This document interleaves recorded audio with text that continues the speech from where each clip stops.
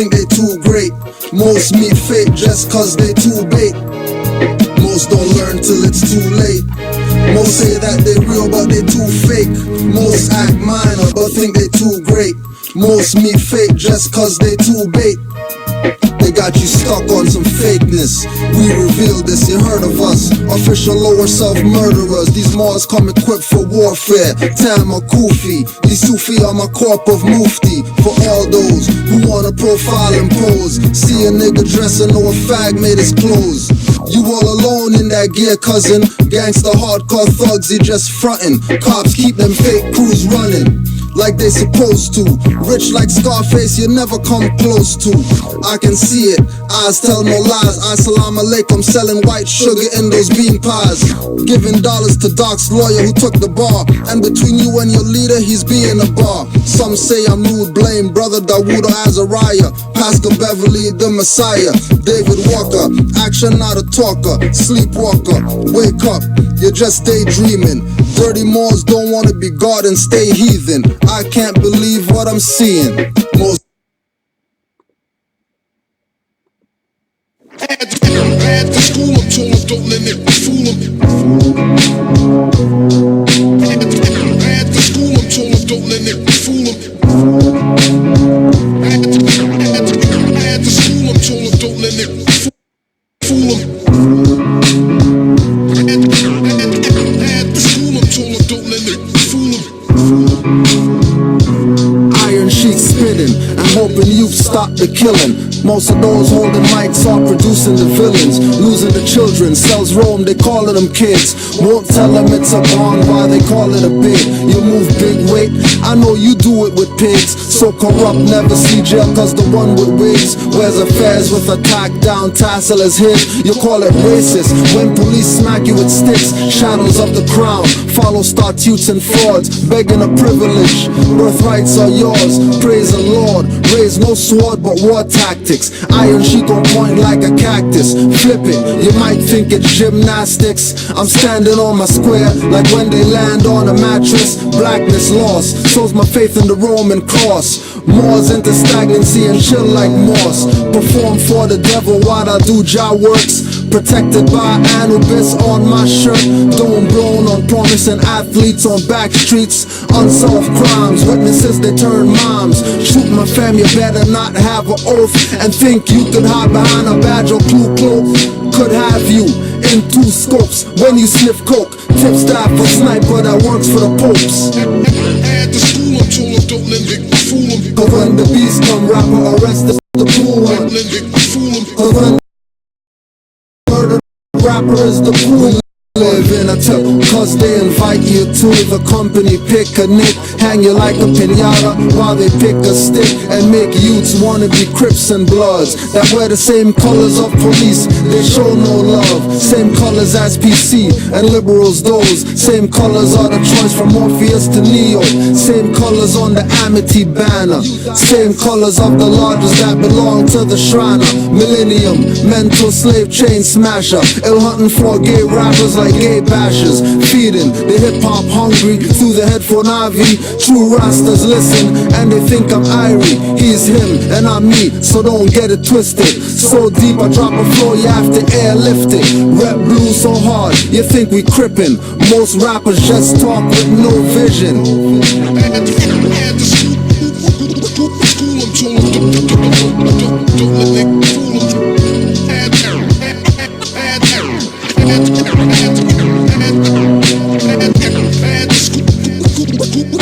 Cause when the beast come, rapper arrested is the cool one. Cause when the beef come, murdered rapper is the cool one.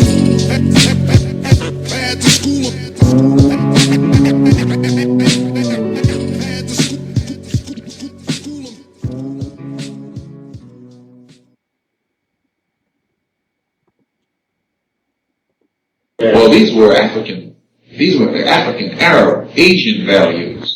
The only section of Europe that had a high value system during the Dark Ages were those on the Iberian Peninsula in the Spanish, Portuguese area, southern France.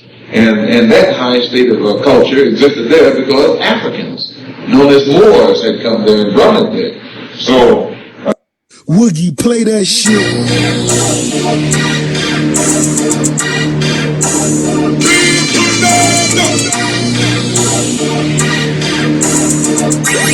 Jungle Beats, holla at 'em. NBPP, ain't BPP. I'm telling y'all, no win with the lawyer, so don't ask me. I know y'all are Moors, just ask General Khalid. The General. Islam. I'm a Moor and got sense enough to know I'm a Moor. And ain't gonna never argue with you that I'm not a Moor. The general said he's a more NBPP. Won't take heed. Your greed for his name, fame got you skunk drunk. You never pull the trigger, just pose with the shotguns pumped. Waiting and hating, showing no love, but you're showing bacon. Licenses for ID at the police station. On top of that, no rights reserved on the contract. Dirty Moors finesse masters use old leaders to con cats. Show their picture but won't use their best quotes, only use the ones to bring in fiat notes from scapegoats. Kwame Toure's wife even wore a fez at their wedding. A snicker at Snick and all black organizations begging, walking with limbs peg-legging. These conscious pirates, fake freedom warners get no ratings when I'm irate. Conscious, conscious, conscious, conscious,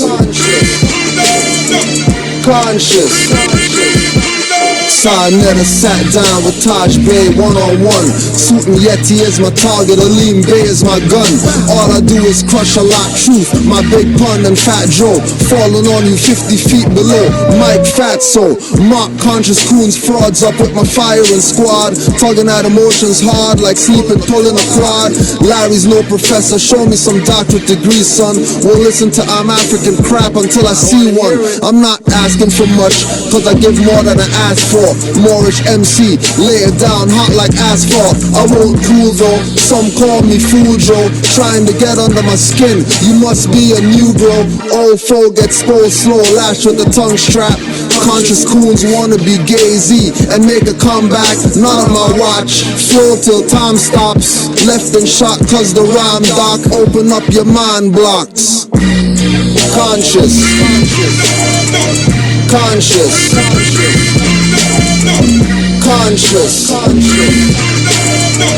conscious. Other one, Galatians. malicious. Oh, Galatians. Galatians. We have them there. Now, these are church documents. But remember, when there came a time in 1506, after we lost power in Spain, the Africans ruled Spain from 711. We were calling ourselves Moors. M-A-U-E-R-S, then M-O-O-R-S. From 711 until 1485, 774 years, when we built and brought into Europe the university system, building the University of Salamanca, S-A-L-A-M-A-N-C-A in Spain, a copy of the University of...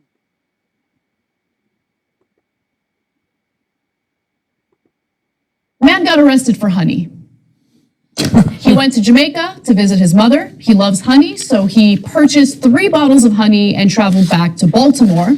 Well, officials in the airport believe that... Oh, he's black. Surprise! Shocking!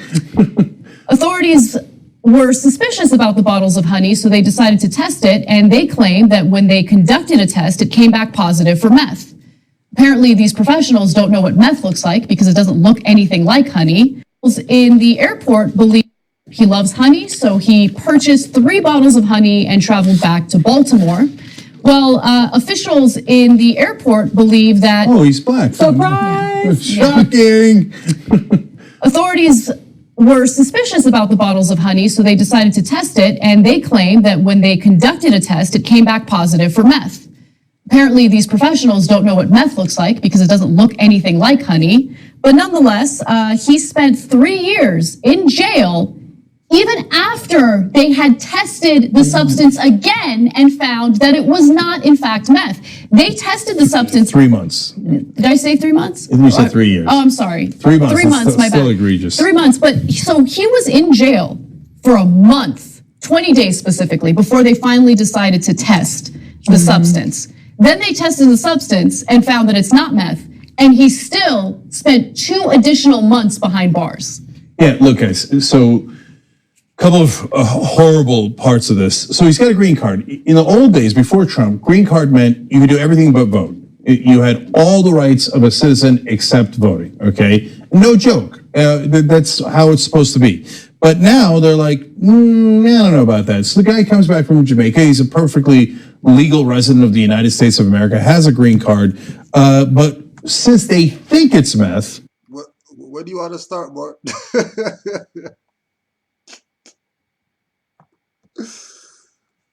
All crazy. Where do you want to start, yo? Because it is crazy. But before we do that, we just want to remind people of something. Let's just put this out there. Let's just put this out there before we It's a beautiful day the Creator has brought, and I'm very happy to see such beautiful faces. Assalamu alaikum, and also hello.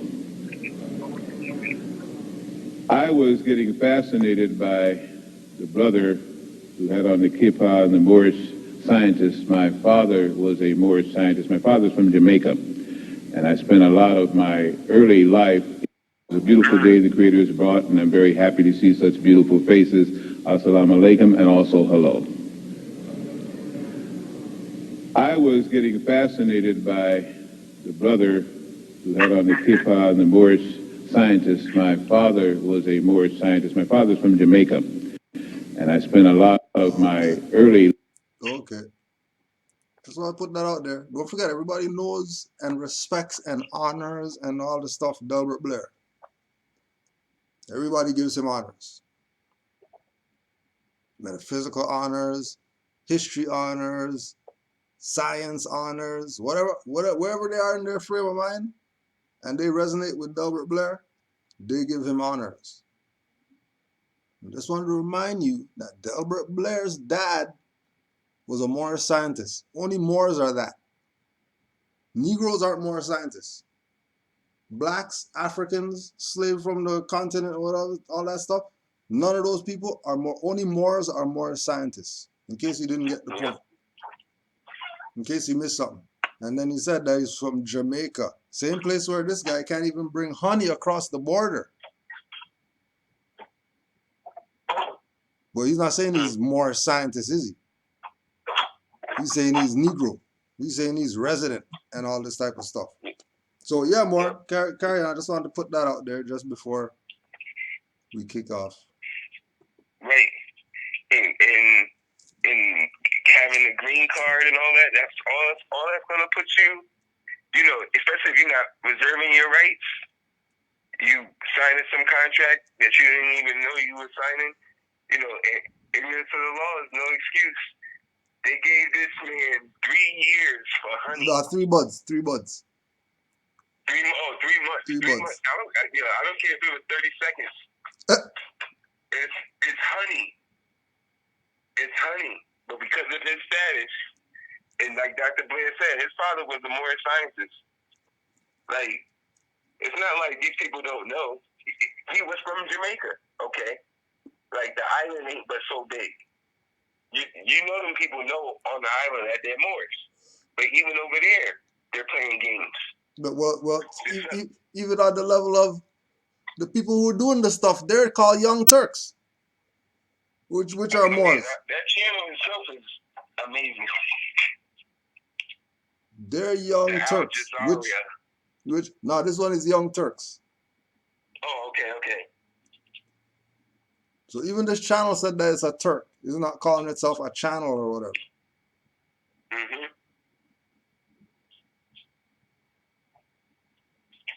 And when you look at them, you can tell that those 2 co-hosts are up there, not blonde hair, blue eye. So you know they got Moorish blood in them. That's why they're calling it the Turk. That's Moorish blood right there, showing it. But again, 3 months for honey, man, that's bugging me out because of his status. Because of status, he's playing Negro. They're ignorance of the law is no excuse.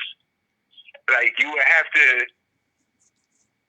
like, that's just amazing because we already know he's in there because he didn't study. He doesn't know who he is. And you got to, look at the so-called leaders who all know who took their oaths wearing feathers, tagged down, but won't tell. They're letting their own get kidnapped for honey for 3 months.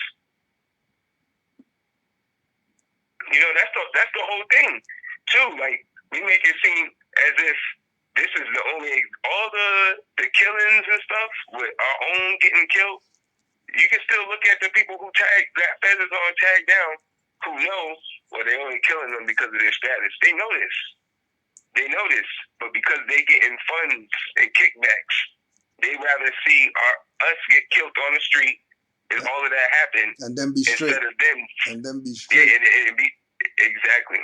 Because they're not going to give up their Cadillacs and BMWs and beautiful kitchens and stuff like that. Like, they're not going to give up none of this stuff for anybody until it hits them. Now they want to be sad and stuff like that. Yeah. But they already know. You know, the game is like, you better hope it doesn't hit you. You know, like, but if it does hit you, they already know what it was. Like, oh, okay, I can't, and they won't even do it. Like, Trayvon Martin, his father was a 33rd. How he don't know? He knows, but he won't say that who his son really is and charge these people for, you know, terrorism and all. No. He'll go up there and say his child is black and try to play some civil rights game. Civil rights game, yep. And that's what they all do. All of them. All of these so-called black people in power, politicians, senators, whatever they are, they all know. PhDs, they all know. And they still go up there, oh, they're killing black people and all that. But you guys know remorse. You're just making notes off of the people being docile and ignorant. Because you guys all got feathers. All of you got feathers. All of them have feathers. All of them. PhD, you got a fez. You got a fez. And that says some Alhambra or Islam on it. Right on it. But it let us get killed. Or let us stay in poverty. Stuff like that. Knowing that the prophet, because what the prophet say? Yours are just plain rich. Yeah. Now somebody in the chat was saying, so how they think that they're immune if they know? If they know, how they what? How do they think that they're immune? How are they not gonna get it? Oh, come on. You know, because they're under that illusion. They think that that's air they're breathing. Right, that's the problem. They think that's really a steak, and they're at the restaurant eating a steak with Agent Smith or whatever. Mm-hmm. You're in the Matrix. What you talking about? That's how they think that they're immune. Didn't Cypher still get it? Just because he sold out? Cypher still got it. Even though he went on with his little whatever and he was able to, you know, drop the phone and make them trace the stuff and all that, he still got his. He didn't get away for being a dirtbag. So nah, they're not immune. But theirs is not going to come on some earth plane. We're looking for their stuff to happen here. We don't care if their stuff happens here, but we know they're going to get it. When they finally come to their senses in the next lifetime and they realize that they're a leech on a horse's ass, then they'll remember that they shouldn't have sold out. That's when they remember. After they're a leech on the ass of a cow. And they're wondering they're getting it. Shit. They're getting it even worse. They're getting it even worse than the people who don't know. For real. Because look. The only thing everything they have to do, they have to get permission, and now they can't say nothing. They have to sit there and watch the people suffer. That's like, you know, like in the movies when they drag somebody out and let you watch whoever it is that you love suffer right in front of your eyes. And you can't do nothing, say nothing. Because if you say anything, you gonna get it. You know, and those are the ones who are like, I don't want that to happen to me, so I'll just sit here and be quiet and let it happen to you. That's these people. Mm-hmm. That's these people. They're not in it for the helping of our people to get us back to where we need to be at. No, they want it to stay where it's at. Keep the European in power. Keep this so-called economic gain, because that's all everybody. Oh, economics. Like, I never even looked up the word economic. Never even looked it up. But it's always about economics. Never even looked it up. Don't know where it came from, its origin, nothing. That's these European. This, it's great. Okay, because we only showing it. We ain't even going on the video yet. We even get there yet. I was about to say like 20 I know. things about that, baby. We still on this video. Let me press play. We're only a minute 30 so far. Only a minute 30. Right. Which they just made up. There's no evidence that it's meth. They're like, okay, you're going to a federal detention facility. Oh, Jesus Christ. Because of your resident status. Look, I don't ever remember them doing that to green card holders before. I don't know. There might have been a couple of instances. I'm not positive. But that is certainly outside of what I'm used to in dealing with in law enforcement. And then, okay, so you think it's meth. Then since you made that up, you got to prove that as soon as possible, because you put the guy in prison in a federal detention center because you're so convinced of this. So the first test comes back, and already it's a crime that he's been there for 20 days, because normally you can get bail and you can just walk out, right? But because of this crazy situation, he can't even get out. So then after you test it and you find out it's not meth, it's insanity to keep him in prison. Insanity. I mean, even if you're going to test it again, like, it's a black guy who's, some sort of immigrant. Obviously, it's got to be meth. I mean, it says it's not meth, but it's got to be. Okay, fine, test it a second time, right? Because you're really out to get the guy.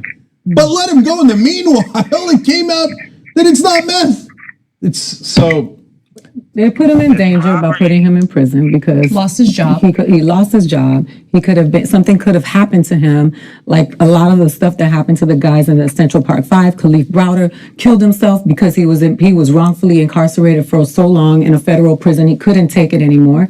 But the thing, and come on, guys, he came from Jamaica. You're looking for ganja. You're not looking for no meth. Meth you go find in all these towns throughout the United States of America, filled with poor white people who are doing meth. They're selling it, and not that people of color don't do meth, but let's keep it all the way real.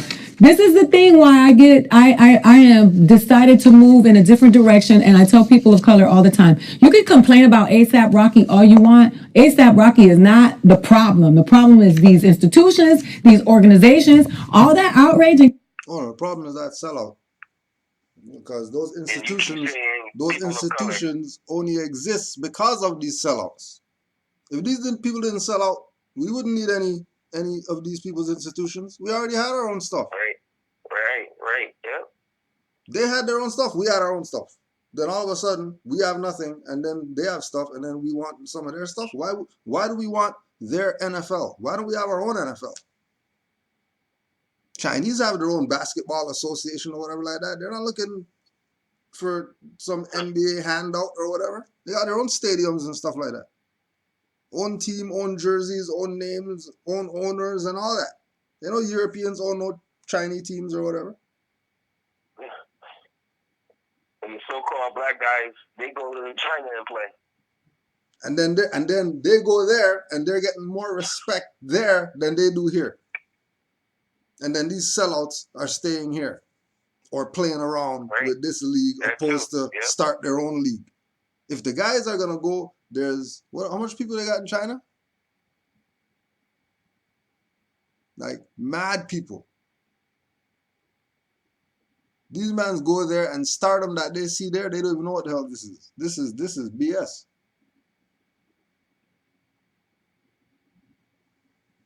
You'll get respected. And again, it goes back to the same thing with the status. That all these people, all these echelon, elite, whatever, Don't ain't some elite, and you're looking at some Europeans and think that's some elite family or whatever. All these boule, that's elite people too. You think there's no Asiatics on Forbes list or whatever? Or you think it's only Europeans that run something?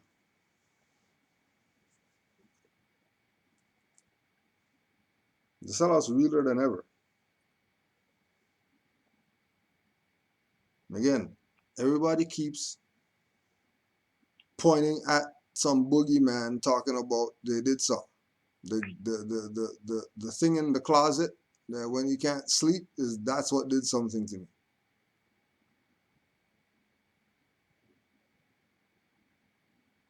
Everybody chasing the boogeyman and don't want to deal with the real issue. The real issue is no status. The real issue is birthright theft. That's the reason why they got these institutions. They stole your birthright. You want to be black.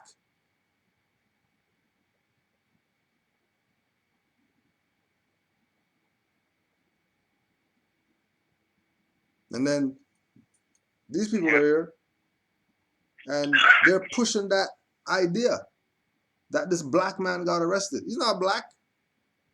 Now we ask Dr. Blair.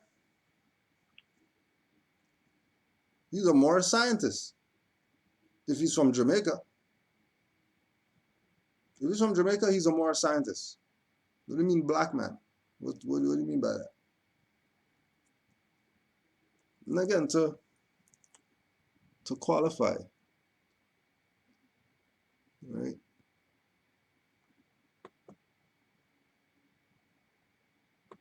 To qualify again.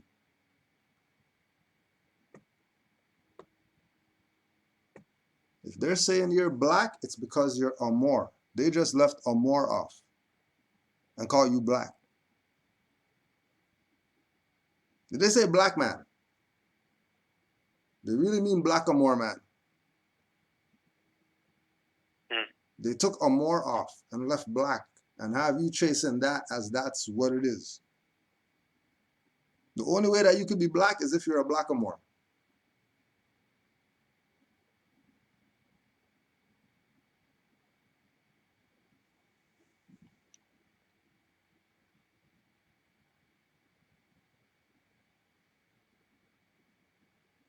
It has long been the fortune of the people who are, as Dr. Johnson defines blackamoor, by nature a black complexion, to have names not only descriptive of their country but also of their complexion.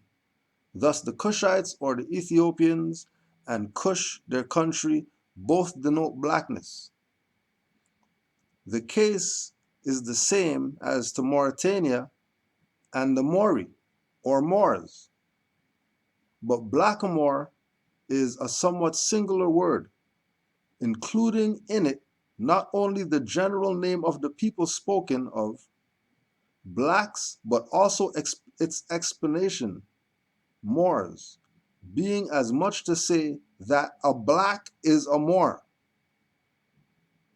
Rather, perhaps, a Moor is a black, as the Negro races were formerly accounted Moors. Formerly accounted Moors. And then you came black and Negro and all this BS that we're playing around that were that.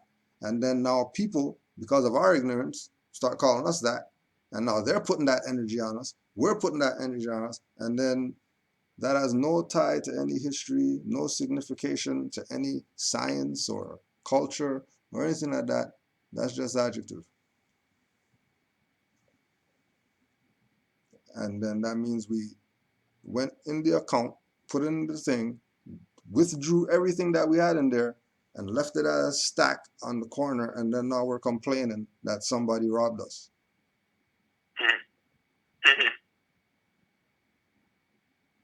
And everybody saw you go in and take it out and put it there, and then everybody's looking at you like you're a dumbass.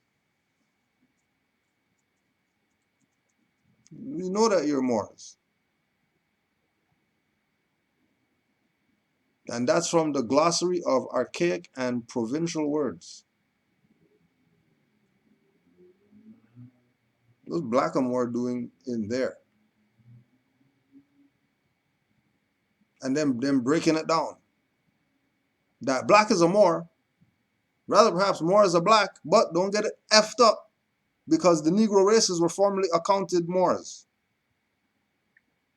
They weren't Negro races. They weren't blacks. Islam, I'm going to push play more. You have anything to add in?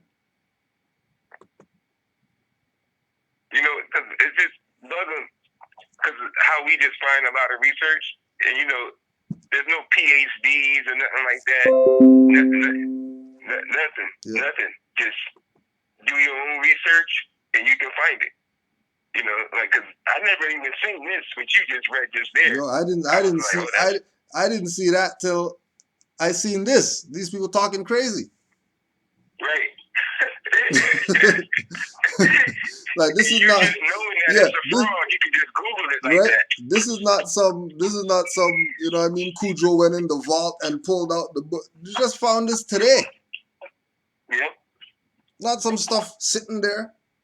That's it. That's in the library. This is some stuff today. Just from today, sitting here listening to people talk crazy and studying. Blackamoor's archaic. So we calling ourselves black for only, without attaching more to it. Because remember, MAN is Moorish American National. So a black man is a Moor.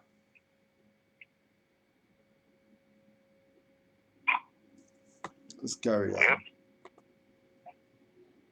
And cancel culture needs to be directed to that. Cancel those local politicians. Cancel these federal politicians. Stop putting your money in corporations that fund your supremacy, the white supremacy. How many more stories, how many more videos do we need to watch? You knew he was black when you read that. You know why? Because that's what happens to black people. And it continues to happen because we do not put our power to overturn the government, and we're too busy canceling celebrities on Instagram. Yes. We need to focus our attention on why, because that's what happens to black people, and putting your money in corporations that fund your supremacy, the white supremacy.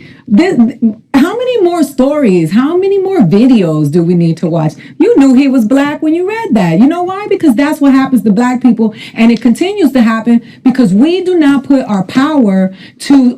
No, it continues to happen because you call yourself black. That's why it continues to happen. Forget all the PhD hoopla and everybody's 300-page book about why the black people this and that. It's because they call themselves black. It's that simple. You don't need a book to tell you that shit. Just look at yourself. Look in a mirror. If you think you're black, you look in a mirror, you have mental problems. Severe. On that, right. On that level, right. Severe mental problems. That's how the world is looking at you. That's why when Moors go out there, Moors can't even go buy something at the store. Somebody wants to take a picture. Somebody wants to ask about why am I wearing a turban and all that stuff. Like what? You guys don't run up to the Sikh and ask them why they're wearing turbans and stuff. They don't even care. You're bothering Moors. Right. But we know, should be, you know, why do those people call themselves black? right? Like, that's a real question. Why is there people on the planet that call themselves black? Why is that? Why? Like, that's a question. No question. Like, why am I wearing a turban? Like, you can study that and see, you know, but why people call themselves black? Like, that's insanity. Like, I mean, like, you really need to go. Like, why do you call yourself black? Like, that's a question you need to ask somebody. Like, really need to ask people. Like, well, why do you consider yourself black? And then they're gonna be like, well, you know, no, no. That's the first thing they say. Well, you know, no, I don't know. Right, and then they try to look at. And just to go back quick fast, the Moor said China has 1.43 billion. You see why they have their own league? China? Yeah. That's crazy. See why they have their own league? And why they have their own car company? And why they have their own whatever? Because they support their own. And nobody's not looking at them telling them they're racist for doing that. That's their land. You can do what they have to do. And what we do over here is not none of your goddamn business. Because they're dealing with status.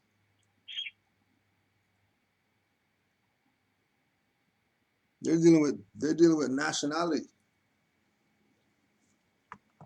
They're not playing shades and colors and continents. That's who they are. Right. Only these people who, for some reason call themselves black do this.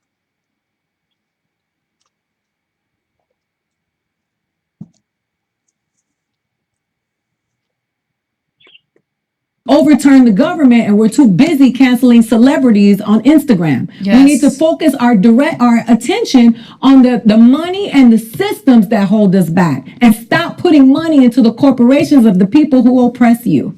One thing I want to just quickly add, I totally agree with you, and cancel culture, I think, is 100% directed at the wrong people 95% of the time. But one other thing is, look, I get liquid meth apparently does have a yellow tinge to it. It doesn't look like honey. Right. I looked at the bottles of honey, pictures of the bottles of honey that they took from him. It's dark, it's like almost orange, right? It's obviously not meth. And it was, why did they think, I mean, I've actually traveled to other countries and brought back honey because I love honey, right? No one's ever questioned me. No one's ever stopped me. No one's ever asked whether or not I'm hiding drugs. I bet you don't call yourself black. I bet you don't call yourself black. Yeah. I bet you don't call yourself white either. I bet you.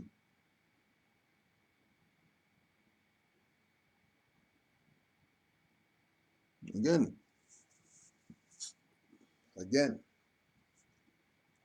I've been there. They look at the thing, put the X, put you in the back, search your bags and all that stuff. They found books, they found deodorant with liquid in it or whatever like that. They found containers with liquid shea butter or whatever in it. Coconut oil or whatever. They found those stuff in the bag. They didn't go nuts. Nope. They ain't go nuts. Kidnap somebody for honey, and you really think that it's about some race or whatever?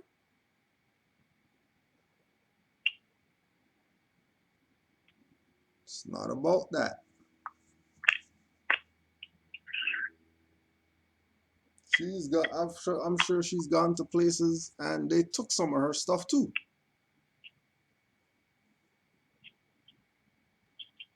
I know that you've been to some places and they jack some of your stuff.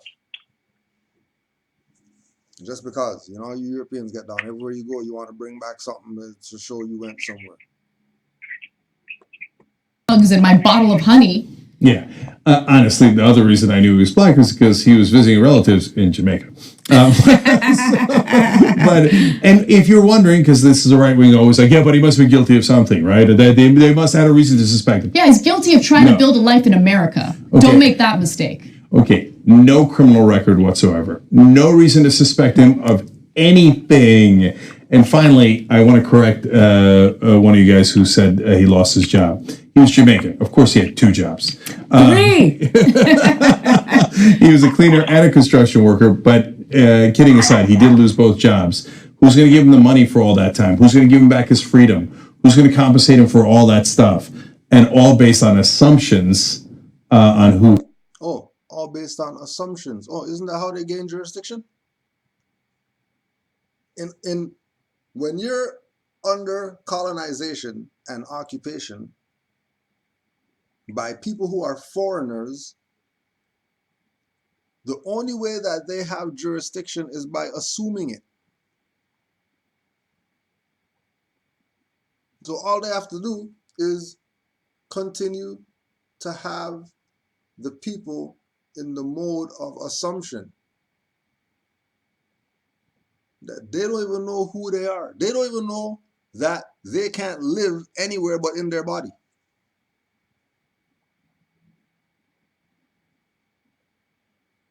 They have no idea that they can't be a resident. They think that that's actually something. I'm a resident. Oh, okay, that's assumed. So we could assume jurisdiction. That's how they play. All the time. This is how they do. This is not what we're talking about. Something that's happening. This is not some in the past thing or whatever. This is stuff happening right now. This man just got it because his status was black, which means all they have to do is assume to have jurisdiction over you. They don't have to do anything else. And then the only reason that they could assume is because the individual does not know the truth about their nationality and their birthrights. And they think that they could be a fiction and have rights and be respected or whatever. That's not a reality. That is an illusion. Now it stands as law because you didn't challenge it. They hit you as black because of an assumption. But like you said, you don't have the competency to know how to challenge that. So now it just stands as law. Now you're black. You're property. Now anything they want to do to you is going to be applied because you're property. Property can't say anything. Property is whoever owns it. That's what's going to happen to it. Like, so if they want to throw the property in the trash, the property goes in the trash. Just like when you know, in your house or your domicile, and you throw something in the trash can, you're not expecting anybody to call anybody, you know, so-called police or anything because you threw something in the trash. Same thing with black. That's property. That can be thrown in the trash. And nothing happened to nothing. Because that's a property. That's a brand. Like Nike. Somebody owns Nike. That's a brand. Black is a brand. Somebody owns that. And what Dr. Henry Clark say? Some lazy Portuguese took an adjective and made a noun out of it. Black is not a nationality. It might tell you how you look, but it doesn't tell you who you are. Yeah. Right. We're going to go to our boys now. Oh yeah, and just one more time, just in case people might have missed the beginning. Let's remind you about this one. It's a beautiful day the Creator has brought, and I'm very happy to see such beautiful faces. Assalamu alaikum, and also hello. I was getting fascinated by the brother who had on the kippah and the Moorish scientist. My father was a Moorish scientist. My father's from Jamaica. Just to remind you, in case you forgot.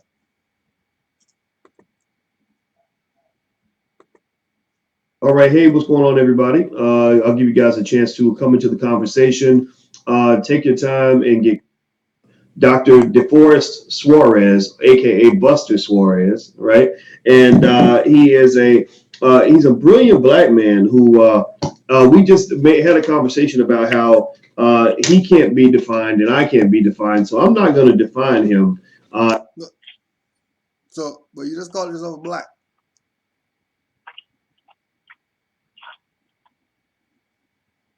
Call yourself black. Say that again? But he just called himself black. Oh yeah. Oh yeah. They can't be defined. You have to define yourself. But off the top, you're saying that we're black people. We're black men. Because once you admit that you're property, you don't have any say after that. All your talk is dead after that. There's no talking after that. Yeah. And if everybody could notice, you notice all the platform changes that's going on right now. Remember we talked about it? People are gonna have to pay their little 300 to get their little program so they could start doing lives and stuff. So this is what you're seeing. This is what you're seeing going on. If you notice how stuff is changing, how people present whatever they're presenting on their platform now. It's different viewpoints. Everybody got green screen now all of a sudden. Everybody got picture behind them and they're sitting there in the picture like they're not blocking the stuff from being seen.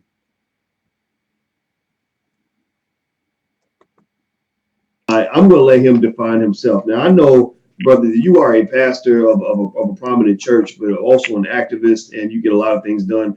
What is the name of your church, sir? I want to make sure everybody knows it. Well, first of all, thank you, Dr. Watkins. I can't tell you how much admiration I have for you, respect. And this for me would be like my son. My son played high school and college basketball. He idolized Kobe Bryant. For me, you are the Kobe Bryant of Black thought and Black intellectualism. And so I am as excited as he would have been had he been chatting with Kobe Bryant. So I just have to say that. I'm listening to you. I listen to you in bed, man. My wife is asleep, and I roll over and put on Dr. Boyce Watkins, Black money, Black finance. I just love you. I love you too, brother. So Kobe meets LeBron. How about that? That's what this is. Go ahead, brother. I have a lot of respect for you as well. Please. I am in Somerset, New Jersey. Somerset is a small section of Franklin Township, and Franklin Township is in the fourth wealthiest county in America, Somerset County. But my church is in the poorest neighborhood. Can't be defined, so I'm not going to define him. Yeah, go ahead, Mark.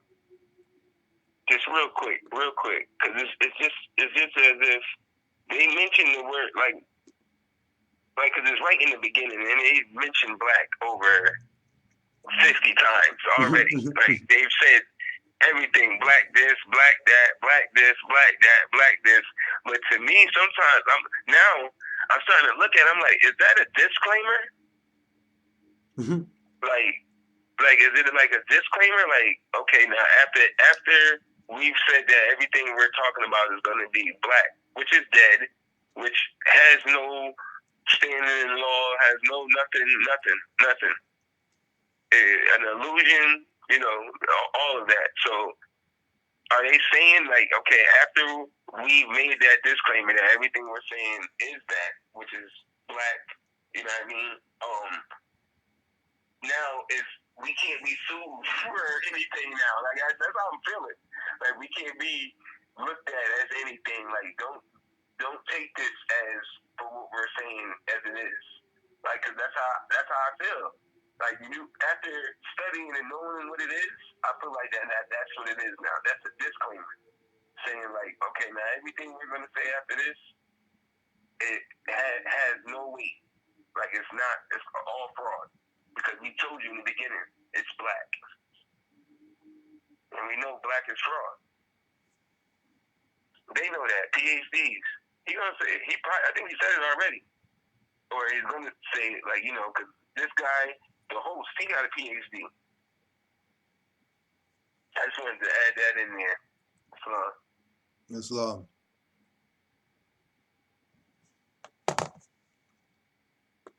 Black money, Black finance. I came to a rich region in a poor neighborhood. It's right across the street from New Brunswick. And New Brunswick is where Rutgers University is. It's where Johnson & Johnson World Headquarters is. And the people that live across the street from my church in New Brunswick didn't get indoor plumbing until the 1970s. Okay. And so it was really technically and functionally up south. I came here in 1990. I had served prior to this as the assistant minister of a large Baptist church in Trenton, where my pastor had been there for 54 years. He was the first Black speaker of a state legislature while he was pastor in the 1970s. He was head of the state NAACP, and so he mentored me. My other mentor was Sam Proctor, who was Dr. King.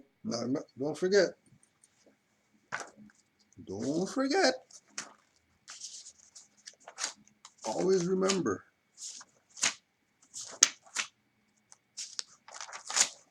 Always remember.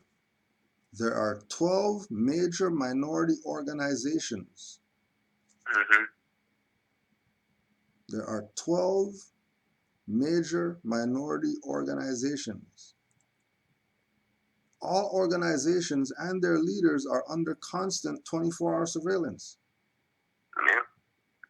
The organizations are the Black Muslims, which is Nation of Islam, Student Nonviolent Coordinating Committee, Congress of Racial Equality, Uru Movement, Group on Advanced Leadership, Freedom Now Party, United Black Nationalists of America, the New Pan-African Movement, the National Urban League, the National Association of the Advancement of Colored People, and the Committee on Racial and Religious Progress.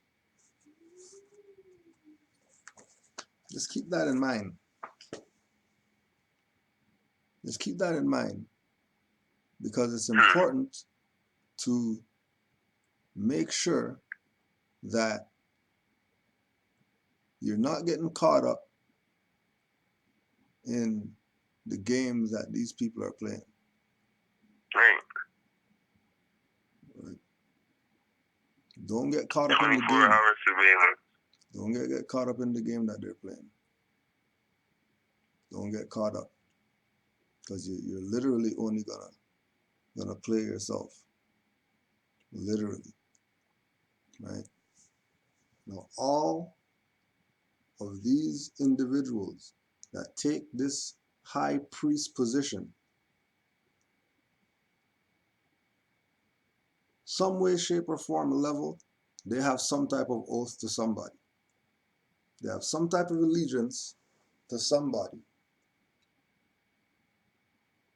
that they probably shouldn't be having allegiance to if they're claiming they're for their people and all that. And it's only these people that play this game of qualify our people's dead status.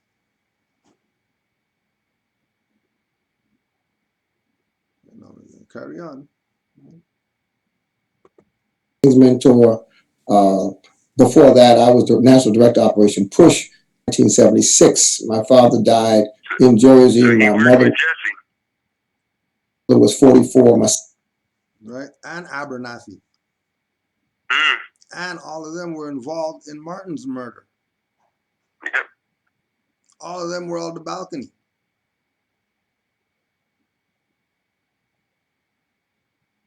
And remember, these people are still around today, prominent people. Why? Because they took the stuff. Why they let their boy be the scapegoat for some civil rights black BS. Because you already know, Brother Seton Rabe had broke it down, that when you look at the picture, of the, actually, let's just pull it up. Just pull it up so you can see. Because I know people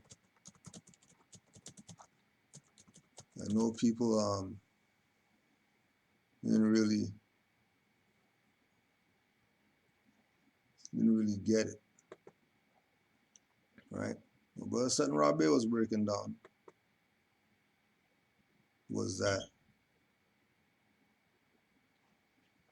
look at everybody else's face and look at his face.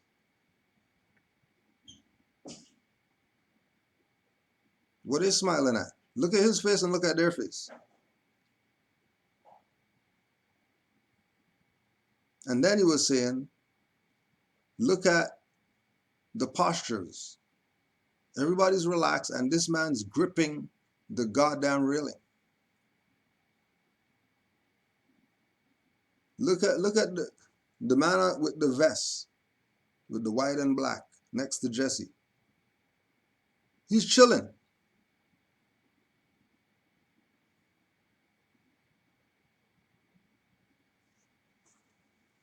But Seton Rabe was breaking down that he saw it about to happen. He saw it happen. At that point, he realized that they got him. Whether he saw the little shimmer from the scope or whatever like that, he recognized something at that point.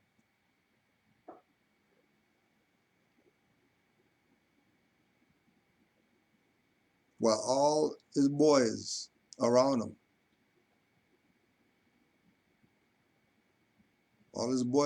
chilling, having a gay old time. Remember, Abernathy and Jesse. You see him acting surprised now, like there's, oh my gosh, how'd that happen? Now everybody's playing panic. What is they smiling at? Right? What is it? What's so funny at this moment? What do they know that Martin about to find out? Bullet. What do they know? They know that they weren't getting it. They know that they weren't getting it.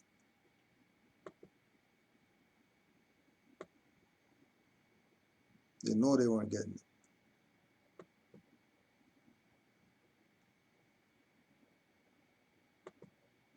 Steve Coakley got the crazy breakdown of that too. Yep, he has another one, yep.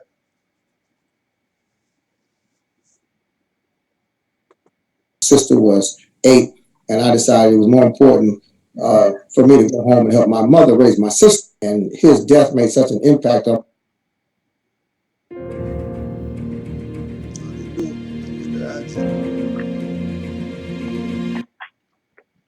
But I decided that day that if my accommodationist grandmother could be that impacted by an activist preacher, then I needed to figure out what it was that created that dynamic, because I wanted to be as significant to somebody as Dr. King was to my grandmother.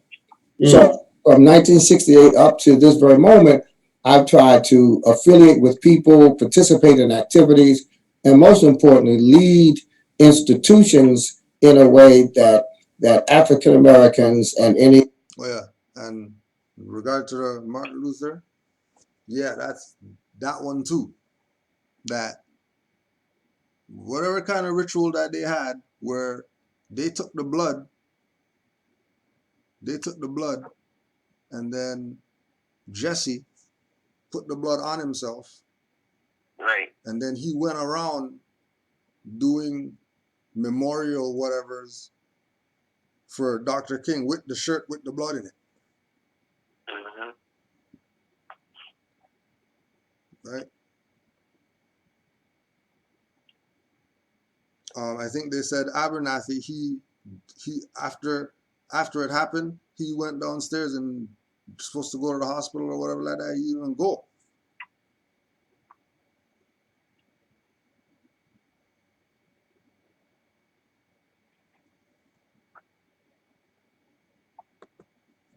Overflow to other people would see a difference between the way they were living before I got involved and how they're living now.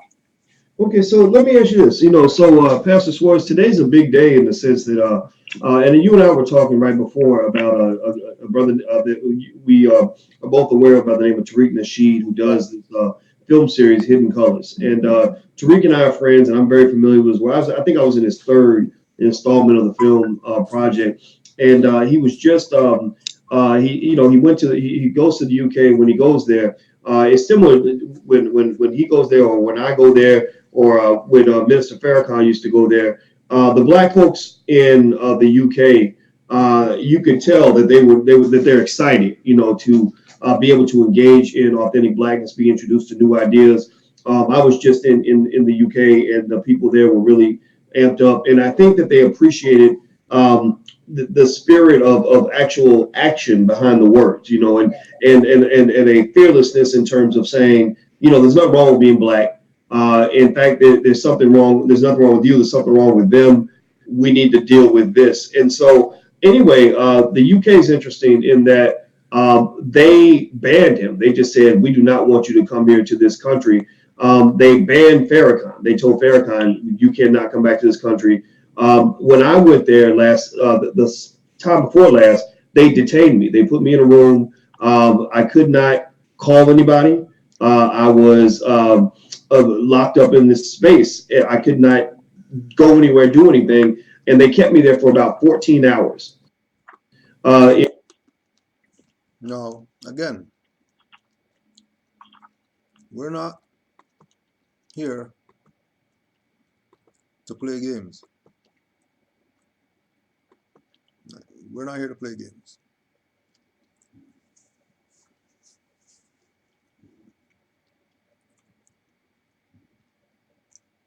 Nature knows no color line. If you don't have this book, make sure you go get it. J.A. Rogers, classic, must have for anybody who's saying that they're a student of our history. If they got PhD, trust me, they know about J.A. Rogers. No way they do. They have PhD and they don't know about J.A. Rogers.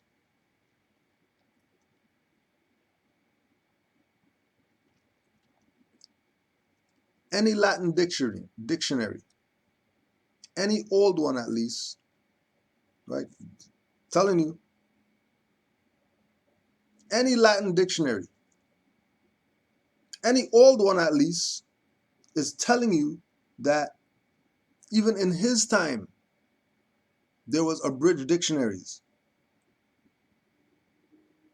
where they started changing things. And he's talking about Latin ones. He's not even talking about English ones.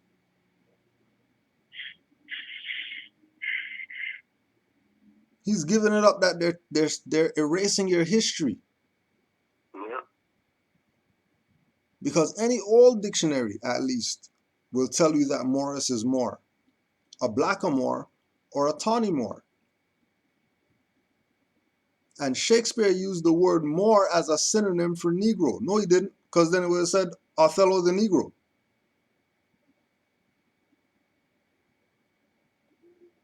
Why would it say Othello the Moor if it's synonymous with Negro, and then in the whole thing they're calling him a Moor? And again, Negro means black.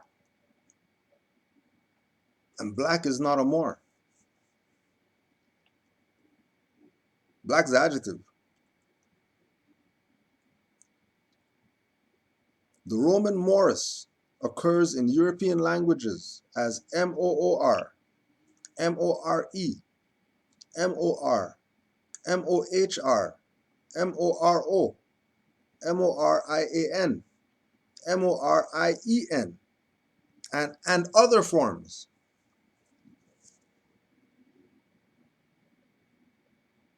The Italian dictionary says Moro, Uomo Nero d'Etio, black man of Ethiopia.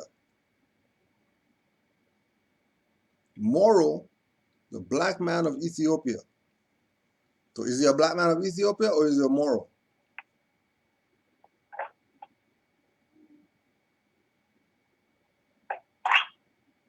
The Century Dictionary says Moor means blackamoor. Moor means blackamoor. Blackamoor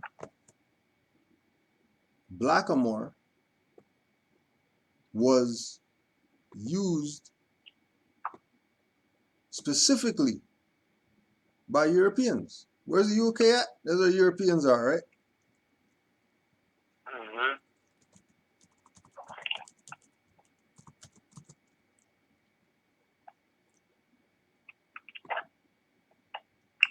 Now,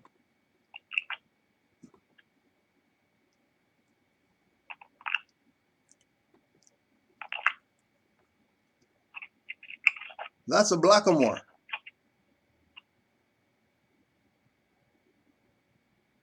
Now, this is a blackamoor right here. Now,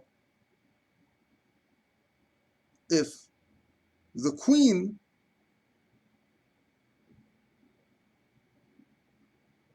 had edicts to get the Moors out because there are too many blackamoors in Europe. We need to get some of these blackamoors out of here. And he's going over there to try to push something with a blackamoor on the cover. What do you think's gonna happen? Because remember, you're an imposter because you don't say that you're a Moor. It's not like, remember, they don't want this there. Because this lets all these other people over there know that they're not black people. That they used to run Europe. This is not some black thing. Why they don't want him to go there?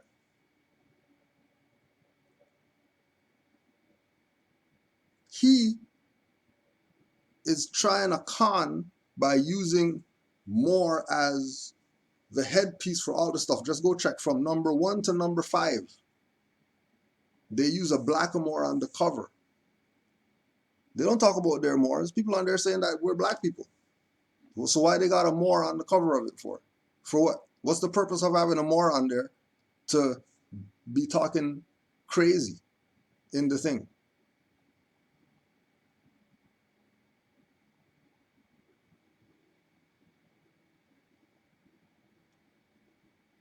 You think these people don't know? They already know who the Moors are. They already know that Moors are waking up, but if they call themselves black, then they're a savage. They don't want them in their country.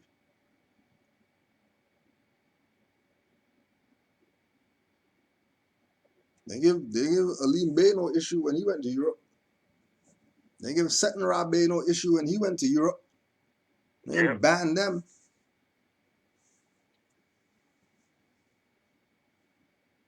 Both of them got more videos than Tariq Nasheed. He only got 5.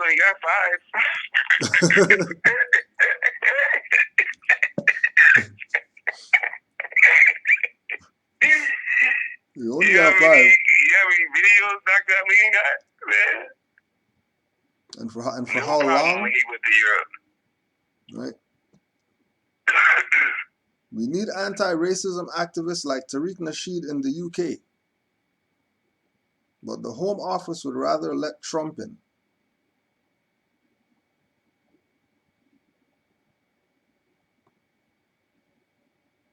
The US citizen has played a significant role in awakening political consciousness for many young black people and people of color.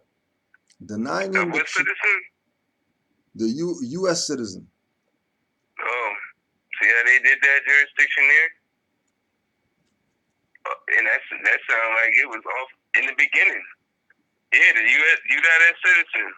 Look, they put him right in jurisdiction. Now you definitely can't come. What are you? United citizen? Oh nah, you're in jurisdiction. But even if you read the whole 13th Amendment thing, so-called black people can't be United States citizens. So that's fraud. Mm-hmm. So that's probably why another reason why he can't go there. Like your stuff, you can't travel with fraudulent paperwork. That stuff is fraudulent, actually. Like they can play they can make any it game. Any they can make up anything. Any game they want. Because you're a black guy. Opposed to doing like the cover of the DVDs and being a Moor. Right. You want to be Moors. Speaking of, but they're going to call their stuff Moors and all that. Right. If I could read this quick definition, Grand Sheik. Yeah, boy, go ahead. Yep. This is coming out of my Noah Webster dictionary. It's the Webster's New International Dictionary with references in history. It was copywritten in 1914. It says, Moabite, a noun, an officer of the law, as a bailiff. Moabite. Moabite. An officer of the law as a bailiff? Yep. Moabite. That's what it say. Webster's Webster's Dictionary, copyright in 19 Webster's International Dictionary with references and history. More by an officer of the law, a noun, an officer of the law and bailiff.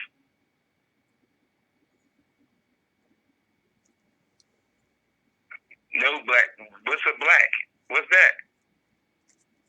What's that? Nope, it can't enter. Dred Scott case.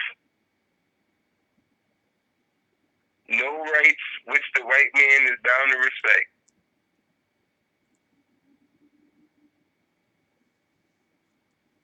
See, that's the real way. What they say. Cause like, oh nope, none of that stuff. Cause you're whatever. You're a Christian. You're such and such. That has no standing with the Moors have. And he did it to you, as if he was the Moor, as if they're the Moors. And then you're over there saying you're going to the United Kingdom. You didn't put none of these people on notice. You're just traveling with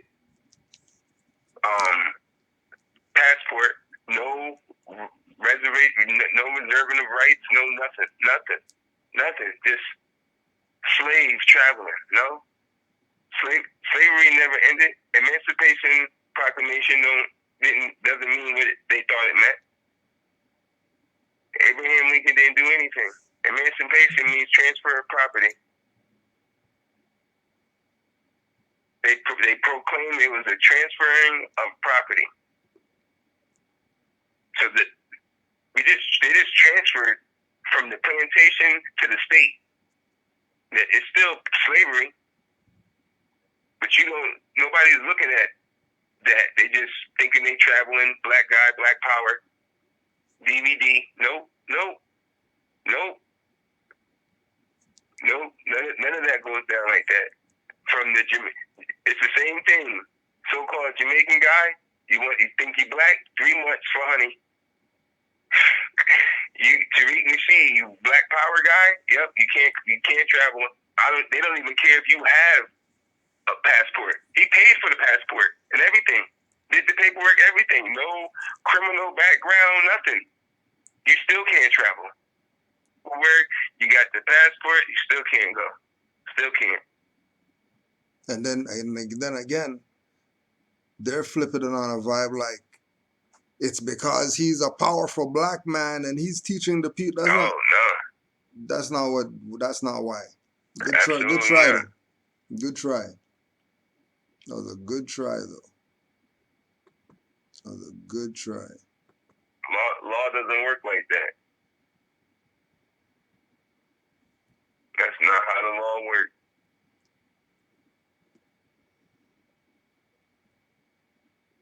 Right. The New and Complete Dictionary of the German and English Languages. MOHR. Moor. A blackamoor, a Negro, an Ethiopian. MOHRAFFE. The black or Moor ape. A black monkey. A black monkey is a Moor, not a black. A black monkey is a MOHRAFF, not a black AFF or whatever black would be in German. Oh, black is more in German, so there's no black. Black doesn't even exist in German. If you're talking about black, you're gonna say more in German. Digest that. You're not gonna say black because there's no black. But what you'll say is more if you mean black.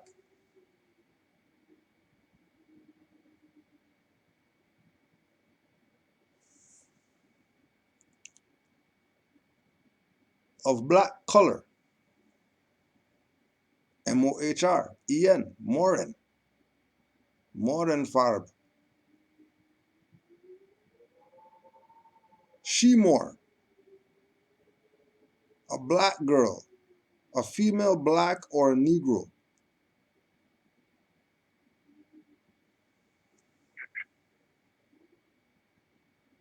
This is what people know, and our people don't know why we sound crazy. Because we completely miss the point. Completely miss the point.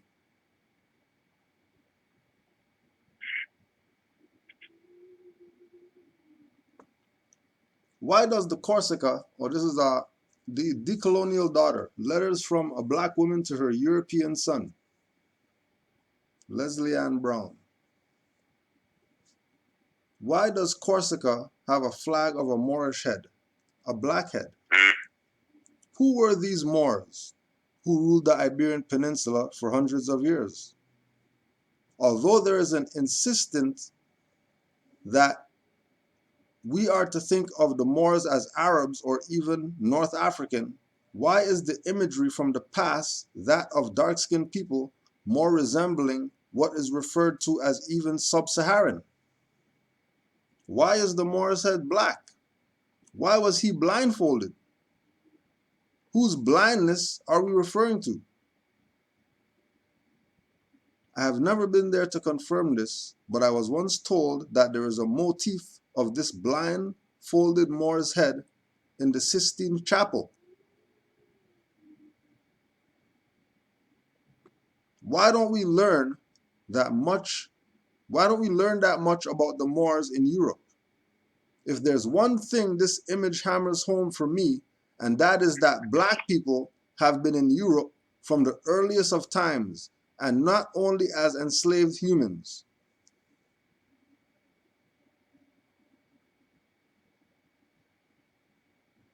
Now, when we go back, remember we're talking about, will black people ever get it in their head and stop talking crazy? If there's one thing this image hammers home for me, is that black people have been in Europe for the earliest of times. Why does the Corsica flag have a Moorish head, a black head?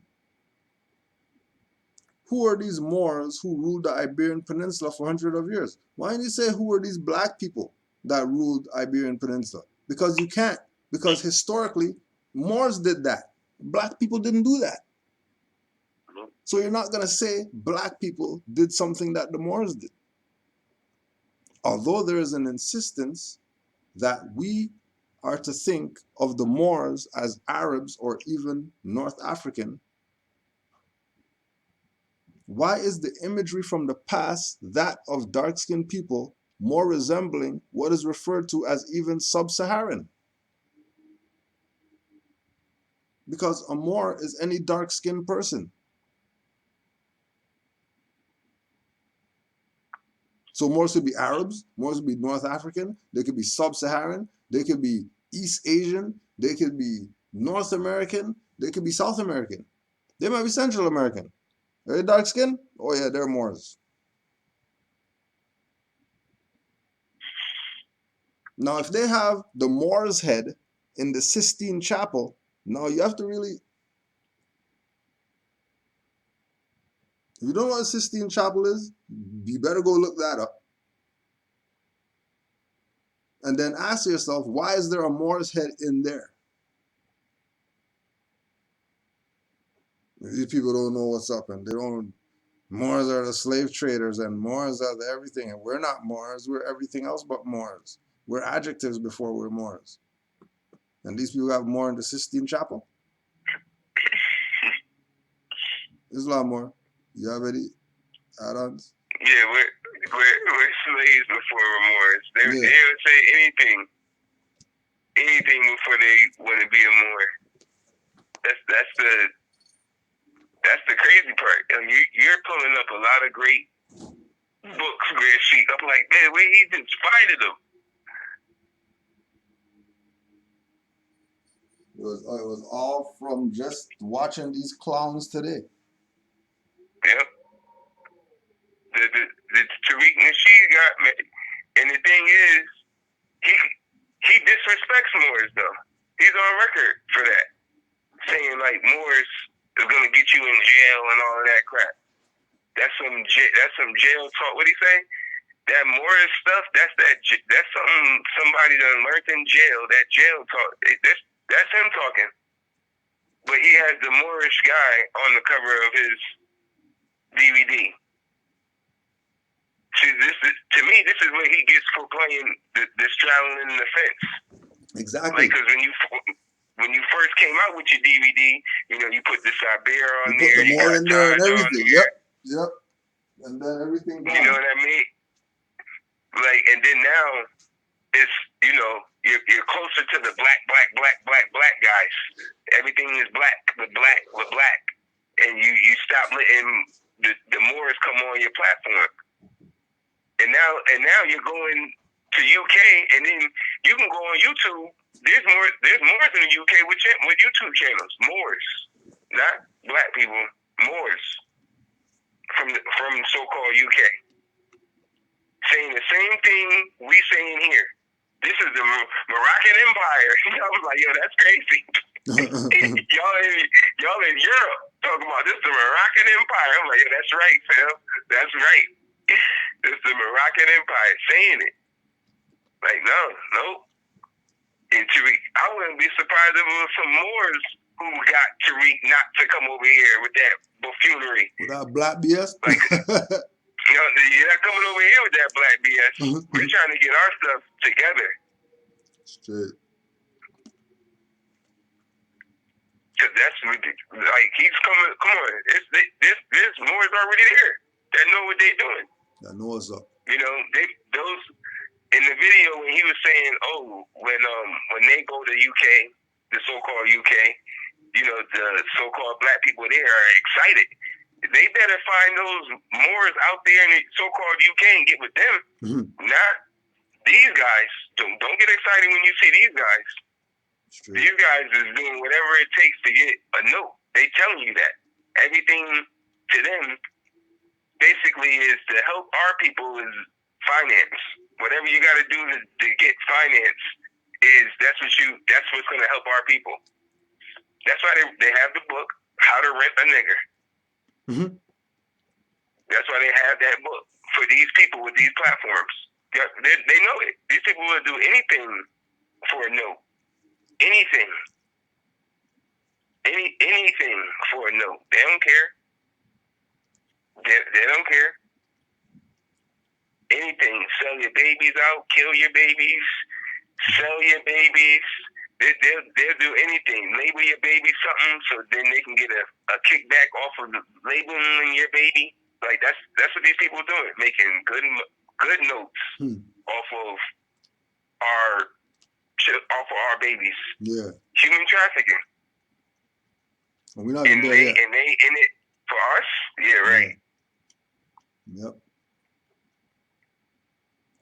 Right.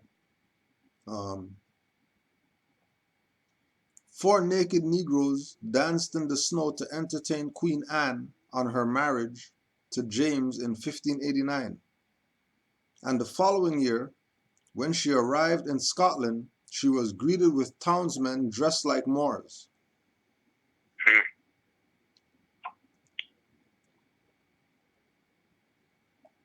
Johnson reports in his account, whoops,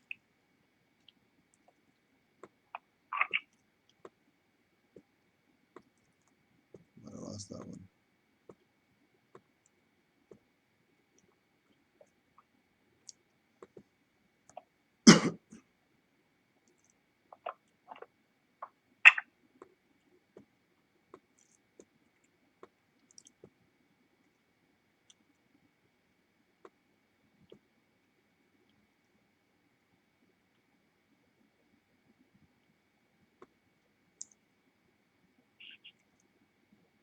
Missed that one. That one's gone.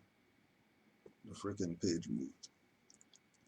But point is, these people over there, they know about blackamoors. And they know that is what the threat is. That's why Queen did her edicts, get the niggers and the blackamoors out of here.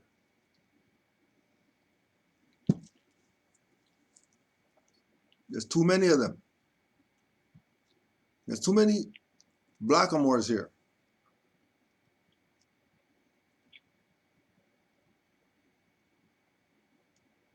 There's too many blackamoors here. And he's coming with some information to wake up more of them. And again, everything happens for a reason. Nothing happens by chance. Everything happens for a reason. And I remember, just thinking about the fact that it seems that, all around the world, that when you got black folks that, maybe march and pray and accommodate, that's not really a big issue. But when you actually talking about black people, especially black men that are really, really active, really, really out here, really, really speaking the truth, really, and following up with building things, that becomes a threat. You're building something. You've actually put money in people's pockets. You created jobs. I've created jobs. Tariq has built, with his film series, a multi-million-dollar, sort of entity. Do you think that there is a discomfort that people get in the U.S. and around the world when they really see black people sort of activated, as opposed to compared to politicians, some which I won't name any name. I'll let you name any names you'd like to name. Yeah. We'll do a lot of this, but not much action to follow up. Well, on this issue of the ban, and I'm going to look into this brother that you mentioned, because I've heard about this series, but I have not looked into it. Let's look at it, Doc, from a different direction. No buffoonery is ever banned from anything. And the bigger buffoon you are, the more welcome you are everywhere.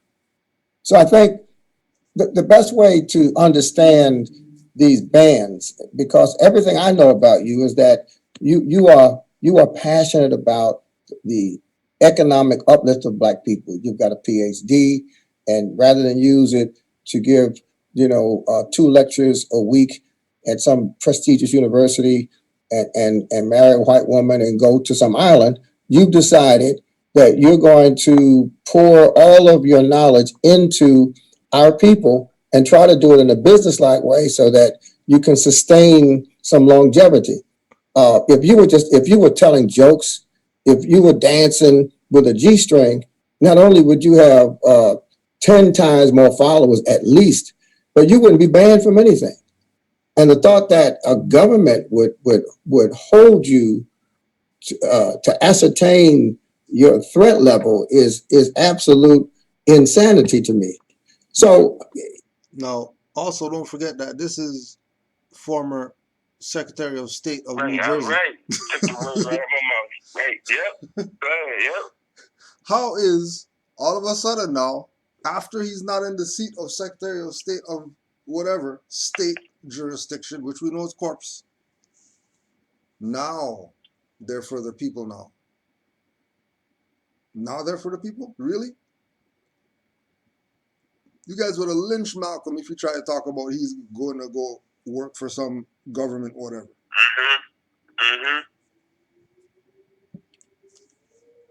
Later boy Malcolm would have came out and said, yeah, I used to work for those guys over there, and now I'm with you guys. You guys wouldn't even took him serious.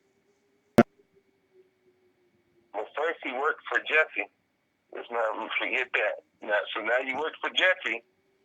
Now you went from Jesse to a state representative, and now you're a pastor. That's central and federal all over it. Agent, central and federal, all over it. You worked for Jesse. Now, then you became state rep, and then now you're pastor.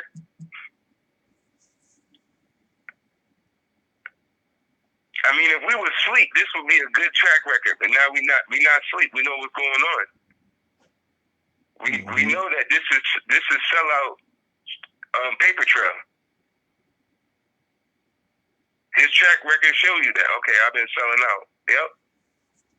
And this guy, I don't know his name, who's interviewing him, Watkins, he allows these people on his platform, so we know what he's about.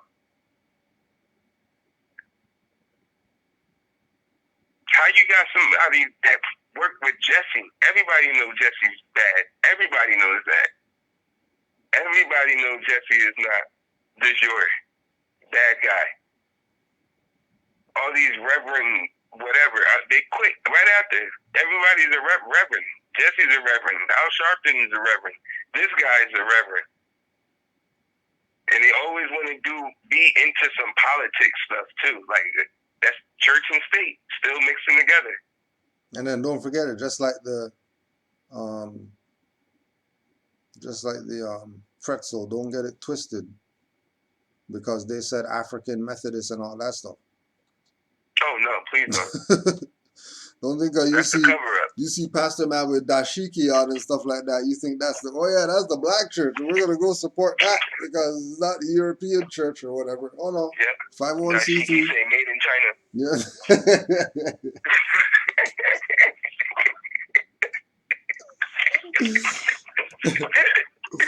I see that tag. You know, made in China. I just think that if you're treated in a way that distinguishes you from the buffoons, then you should take that as a badge of honor. Well, I agree with you. I remember in 2006, it was the first time I met Dr. Claude Anderson, the author of Powernomics. Right. And I remember he was the first person. I think I made a little joke. I said, yeah, well, you know how it is. When you start talking black, they think you're radical and this, that, and the other. And he was the first person that actually said that being called radical is a compliment. Right. He said, it's a good thing. You need to embrace that. And that stuck with me, and I think I met him around the same time I met Dr. George Frazier, Julianne Malveaux. Now that I think about that, that was kind of a transformative year, when I look back on that. And it seems that as Black people, you're right. We don't understand the difference between, being liked and being respected. Right. As you said, if I was singing, dancing, telling jokes, playing a sport. Islam. Because his story, Islam, his story about the radical, when somebody told him it was I guess it's pretty cool. It's cool to be a radical or whatever. Yeah. Now, radical by definition in etymology is to get to the root, the root of it. You're from the beginning. This black stuff, 400 years of slavery, Jim Crow, and all that, that's not the beginning of our history. We're the Moors. We're the mothers and fathers of civilization. We went to Europe and brought them out of the Dark Ages. We went everywhere around. We circumnavigated the 7 seas before Europeans were even a thought. So when he says we went to the root, but everything he says is going with radical, because radical means to the root. When he gave him that information, he didn't take it. He started y'all back off with black. Black, that's 1,000 to 1,500 AD. That's modern. That's not radical. That's not to the root. When we were calling ourselves Moors, like Dr. Ben said. Like when we made up all these schools and all of that stuff, like none of that. And another thing, it always bothers me when they always say, "Oh, they were the first black such and such," because that's a fraud. Because we're Moors, we were the first of everything.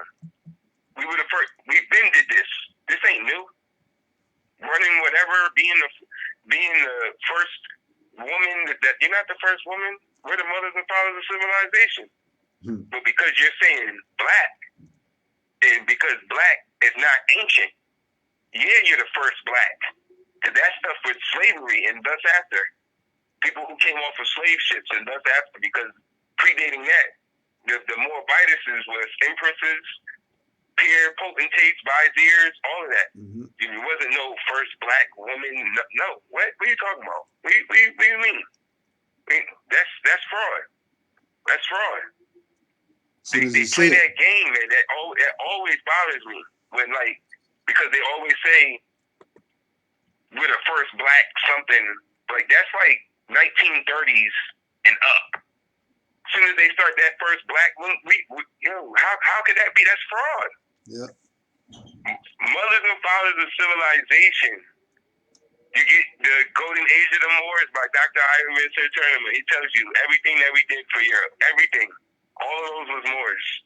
Medicine, mathematics, astrology, everything. Mm-hmm. Everything. And these people still want it because they say black. They can't tie themselves to Moors. Yep. So they can't say that they're the ones that went into Europe and brought the Europeans out of the Dark Ages. They can't say that. Because they say that they're black, which is a fraud. And which is their so-called leader guys selling our people out. Because they know that that's a fraud, man. Our people's history is vast. And these guys still want to play the victim role. Always Jim Crow. 400 years. What is the water fountain color signs? They always want to show all of that, man. Yeah. That's all they know. They don't even try to. They're worse than at least the Aboriginal guys. They give us the we're from here. You know what I mean? Mm-hmm. Even though they don't do the more like call us Moors, at least they'll give us that. These guys still go.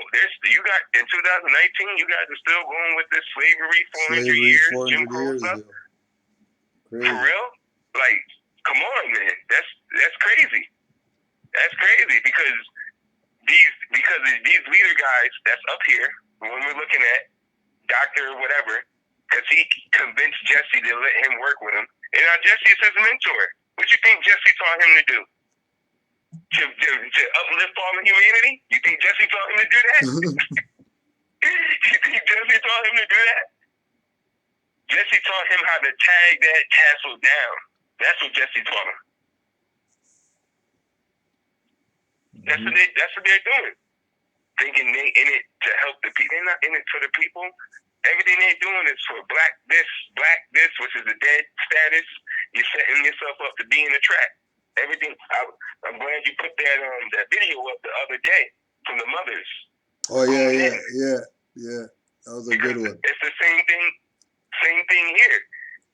It's a trap. Yeah. It's a trap. You're walking yourself right into a trap.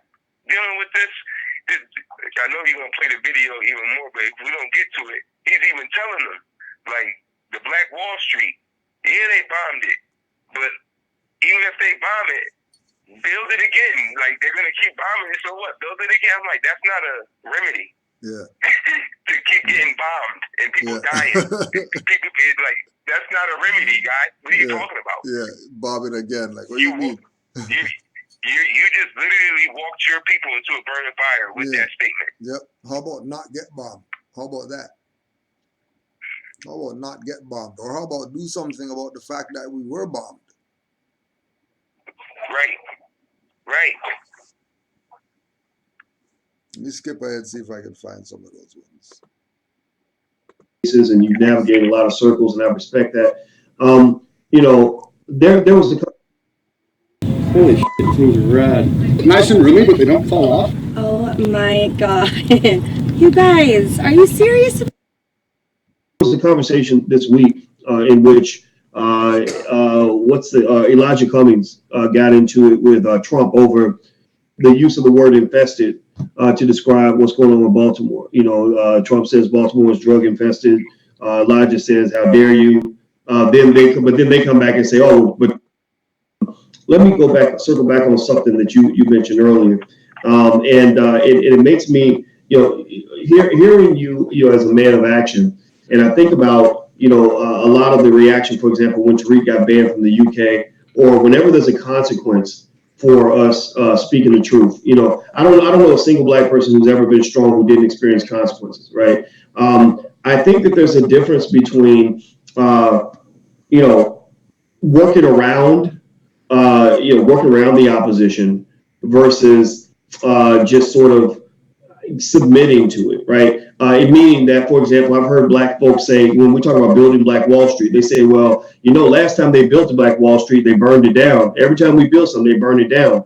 And I tell people, I say, of course they're going to burn it down. Why would they want to simply allow you to come and take something that they believe belongs to them? I go back to the Vietnam War, when they could not figure out how the Viet Cong kept coming back, even though they dropped more bombs on Vietnam than all the bombs dropped in World War II combined. They asked one of the Viet Cong people, how did you keep rebuilding roads and bridges right after they bomb them? They'd be up 2 days later. They said, our motto was, if you blow it up, we will rebuild. If you blow up again, we rebuild again.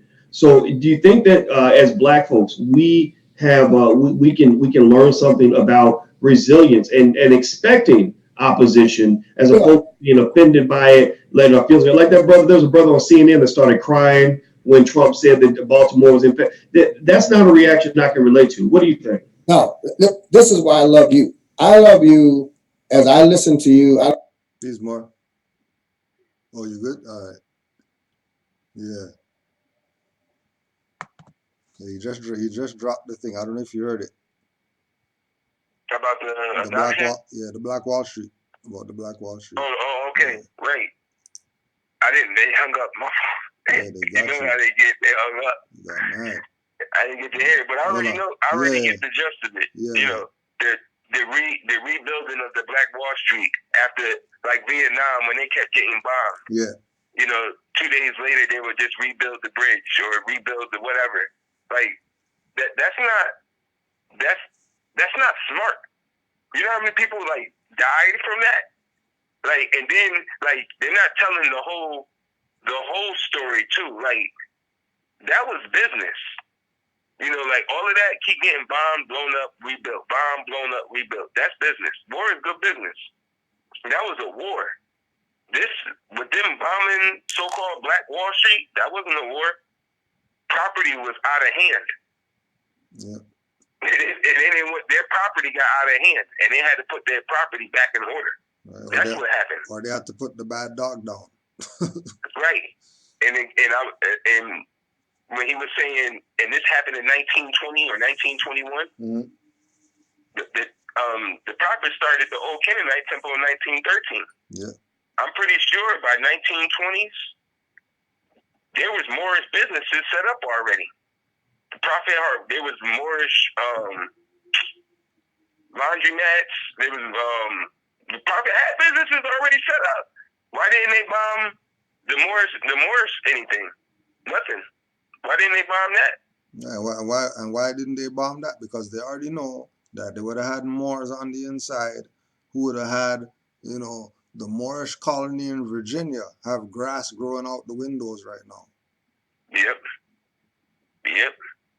They knew that they would be able to move. They bombed Philly because some property got out of hand. Mm-hmm. What you mean? What do you mean you're gonna put your state on a street with an indigenous name, but call yourself some Africa BS, right. and then get bombed and be mad? Don't be mad. It's status. Every time.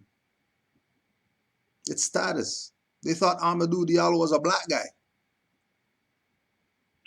If he was wearing his traditional garb from where he came from or whatever like that, probably wouldn't have got what he got. He looked suspicious, and that's why we just didn't look and we just pulled the trigger. That's a real thing, mistaken identity. And these people kill you for nothing. Yep. And then all this time later, you still have no identity? And justifying being black and why they should respect blackness and all this type of stuff, they don't got to respect that. Right? They say they bomb whoever. You didn't see them march and picket. They build their stuff, and I bet you they never bomb them again because quick fast they realize that they got to take care of them. They got their own little bomb now. Mm-hmm. Now we got a bomb. So what do you? And our bomb is gonna get over the ocean to where you're at. Keep playing. Keep playing. Because these people aren't playing. Remember, the sellouts are good. Sellouts are straight. They have nothing to worry about until they get to the soul plane. They're good here. soul plane, they're gonna have problems. All those little stuff they did there for black communities, they think they did something to help their people. Not according to the ancestors, who you're supposed to honor. I saw a woman. We gave a donation to a young couple who have a little school right by the Nile River in Uganda, and the woman fell to her knees in the presence of her husband. I had to pick her up. Say, no, don't kneel for me. But my point is, you have these social structures that they stem from long legacies of anthropological and psychological perspectives. That's real. So we got three choices. One choice is to surrender and just try to do the best we can within that context and sell out. The other is to give up and say, well, like you said, they're going to burn us down. The other option is to embrace your reality and set your goals and figure out what strategy gets you to your goals in spite of your reality. And that's, we talk about Black Wall Street. When people talk about Black Wall Street, to me, there are two stories there. One, how mean white. Explain more. Explain. Yeah, because all of that jibber jabberish is just a bunch of stuff to get around the fact that nationality is the order of the day. There's no, oh, we need to set goals and instead of being this reality or whatever, our goals need to be set. No, brother, nationality is the order of the day. If we all proclaim our nationality, everything will be set. The prophet said once again, the prophet said, you more than just plain rich. Plain rich. If we enforce the Constitution a little bit, we'll be all set. That's why we're in the rut we're in, because of these sellouts getting their kickbacks and their finance off of what they're getting, and because we just won't simply enforce the Constitution. We're being denied our liberties all day. I remember the mother said a couple of years back, look at the definition of liberties. I looked it up. It's just liberties alone.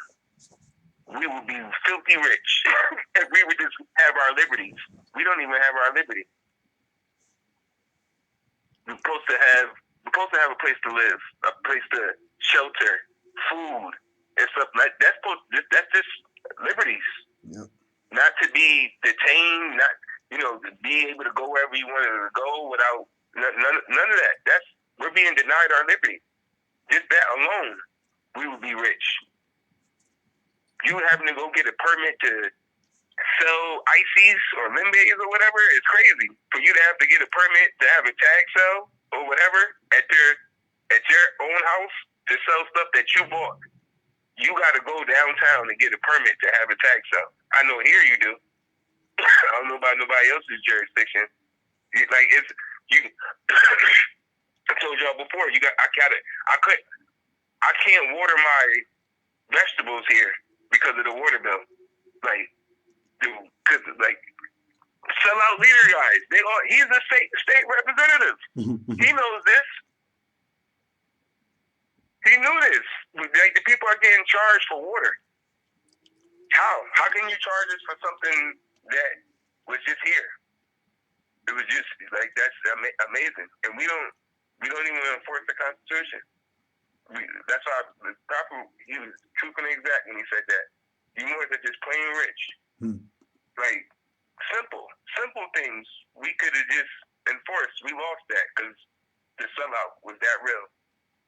They just took away everything. I just seen now there was this so-called black guy, because I like watching gardening channels, that he says that the so-called government came in here and took all my crops. And I'm like, dang, because of your status. Took his vegetables off of his land, just took it. Leader guys selling out. But his church,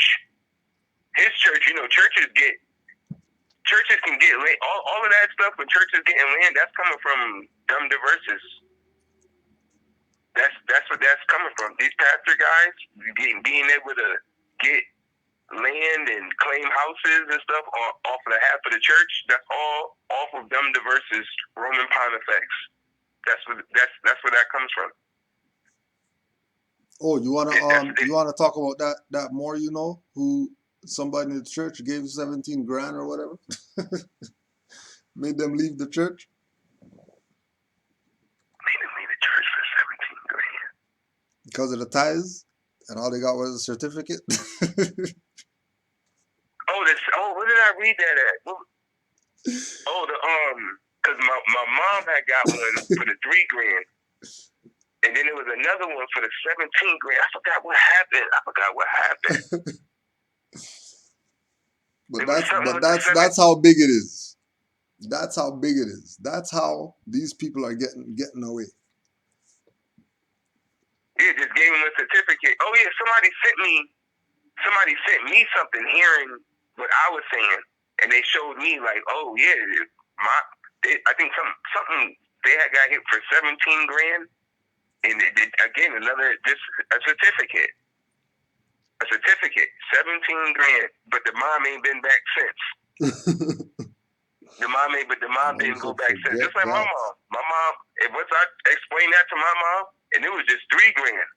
You know, I explained that to my mom, and she was just like, no, I take that back. I didn't know what the total amount was, but it was a certificate for paying on her tithes on time for 3 years straight.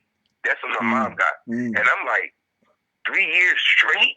Like, Mom, I'm looking at her like, I can't even ask you for 20 notes. And like, Mom, I didn't get 20 notes to go to like, what? Don't you got a job? Like, all of that.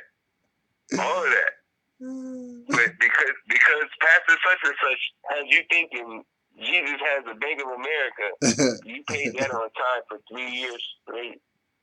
3 years straight. 10%. And I'm like, Mom, you don't make, $100 a week and giving them $10 a week for 3 years. You didn't know. I know you didn't do that. You make more than that. Way more than that. You probably gave them $300 a week.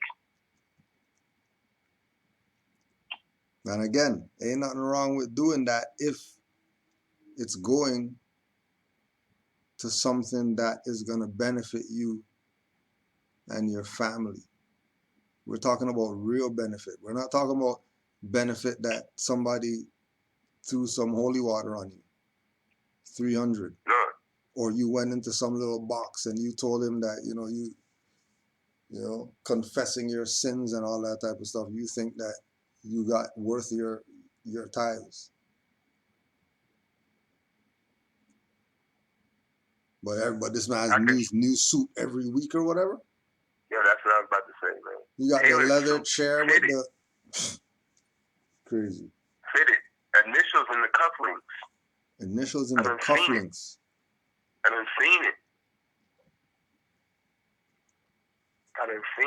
I'm like, yo, the pastor is doing very well, man. Custom cufflinks. People were in Tulsa in 1921. But story number 2 is how far black people came between 1865 and 1921. They couldn't have burned down a black-owned hotel if O.W. Gurley hadn't built one. They couldn't have burned down 600 businesses if we hadn't started them. So I'm interested in knowing how can we replicate what happened between 1865 and 1921, and if they burn it down, go back and rebuild it. But to just give up or give in, it eliminates option number 3, and that is that every group, the Japanese, we bombed the Japanese. Well, you see why the Japanese don't like black people? Mm-hmm. Right? Oh yeah, remember that? How's he saying that we bombed the Japanese when he can't be a U.S. citizen because he's African guy that came from it? What do you mean we? What do you mean we sick? What do you mean we sick? Remember, these are your leaders, huh? Your leaders going out there and telling these Japanese that people who look like him bombed over there. Because that's what they're looking at it when he says we. He's not distinguishing himself from the colonists who went over there and did madness. They've become so comfortable in the sellout that they even say we when referring to the fraudulent people who are pillaging the planet. You think they're not throwing you under the bus? Because remember, they're good. They got their chair and stuff like that. They're comfy. That was like we're watching the thing with the other brother, and he's doing the stuff in the kitchen, and the kitchen is spotless. There's no way you eat in that kitchen there, bro. No way. No way. But it has the marble, whatever, and it has the look to make people go, wow, whew, this guy's doing good. But they eating out. What do you need a kitchen for then? You're ordering in all the time. You don't need no damn kitchen. We bombed over there. We didn't bomb anywhere. I mean, we bombed over there. But then again, like you said, you see why Japanese people hate black people? Because they were so-called black Vietnam soldiers that were fighting, bombing the Vietnamese. But they even show you in the movie that the so-called Vietnamese people were telling them, the so-called Negroes, to go home. Go home. Like they was letting them, some of them live. Like, we should kill you, but give you that good scar. Like, yo, don't forget, you know what I mean? Like, I could have got you, but look at European man laying next to you, tongue all hanging out. Yeah. Yeah. No, like, I could have got you. Yeah. Yep. I could have got you. I could have got you. I'm glad you said that. I'm glad you bring that up. I'm glad you, because and then I fear he got a good picture of Vietnamese soldiers looking like us, looking exactly like, especially like looking like my older sister. Yeah. My sister looked just like them, like Asian dark skinned lady. Like that's what she looked like. Yeah. She got the mean Chinese eyes, so-called Chinese eyes, and all of that. But she's a more. She's a more. It's my sister, but she looked like them. Like, and I seen it. I'm like, yes. No wonder why they would tell us to go home. This ain't your fight and stuff like that. But because we're ignorant, over there doing whatever we got to do to get a check. We can do. That's the only reason why they was going to Vietnam. They was going to get a check. Come home. They was going to be able to come home and live good. Yeah. And they because they helped about that. Because they helped the army do the. No. Oh, since you're talking about that, let's just pull this one up once again. The King Alfred. The draft as military service, since they want to talk about bombing and stuff like that. Few efforts of human behavior modification are more remarkable or more effective than that of the socio-military institution known as the draft. A primary purpose of a draft or other such institution is to instill by intimidation in the young males of a society the uncritical conviction that the government is omnipotent. He is soon taught that a prayer is slow to reverse what a bullet can do in an instant.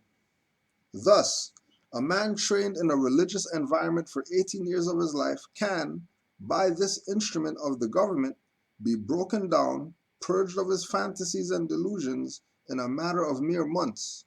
Once that conviction is instilled, all else becomes easy to instill.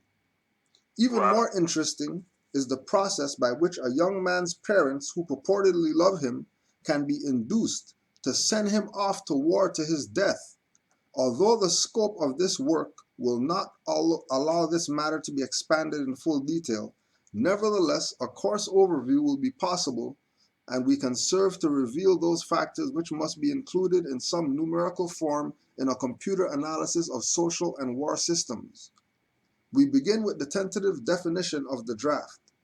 The draft is an institution of compulsory collective sacrifice and slavery devised by the middle-aged and the elderly for the purpose of pressing young into doing the public dirty work. It further serves to make the youth as guilty as the elders, thus making criticism of the elders by the youth less likely. Generational stabilizer. It is marketed and sold to the public under the label of patriotic national service. Once a candid economic definition of the draft is achieved, that definition is used to outline the boundaries of a structure called a human value system, which in turn is translated into the terms of game theory. The value of such a slave laborer is given in a table of human values, a table broken down into categories by intellect, experience, post-service job demand, etc. Some of these categories are ordinary and can be tentatively evaluated in terms of the value of certain jobs for which a known fee exists. Some jobs are harder to value because they are unique to the demands of social subversion. For an example, the value of a mother's instructions to her daughter, causing that daughter to put certain behavioral demands upon a future husband, 10 or 15 years hence, thus by suppressing his resistance to a perversion of a government, making it easier for a banking cartel to buy the state of New York in 20 years. Such a problem leans heavily upon the observations and data of wartime espionage and many examples of psychological testing.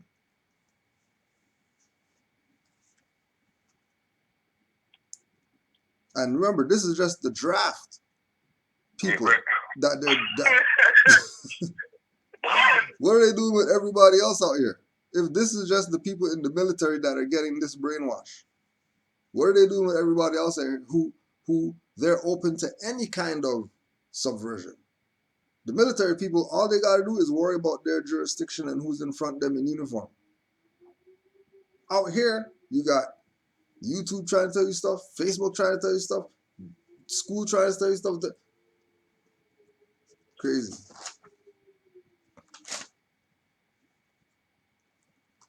Yeah, YouTube trying to tell you stuff.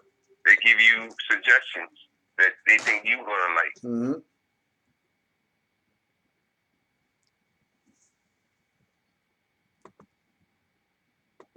Atom bomb, and 20 years later we're buying their cars. Holy shit, these things are rad.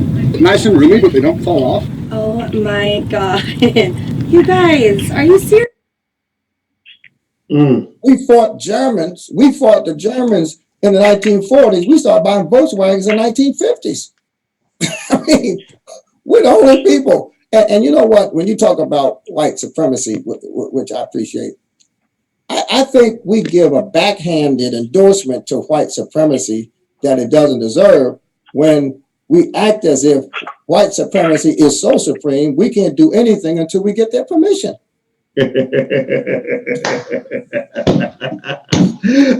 man, that's why I love you. You are so correct. You're not really challenging white supremacy when you're saying that I need your permission to move forward, because so he's laughing to keep from crying because the truth hurts.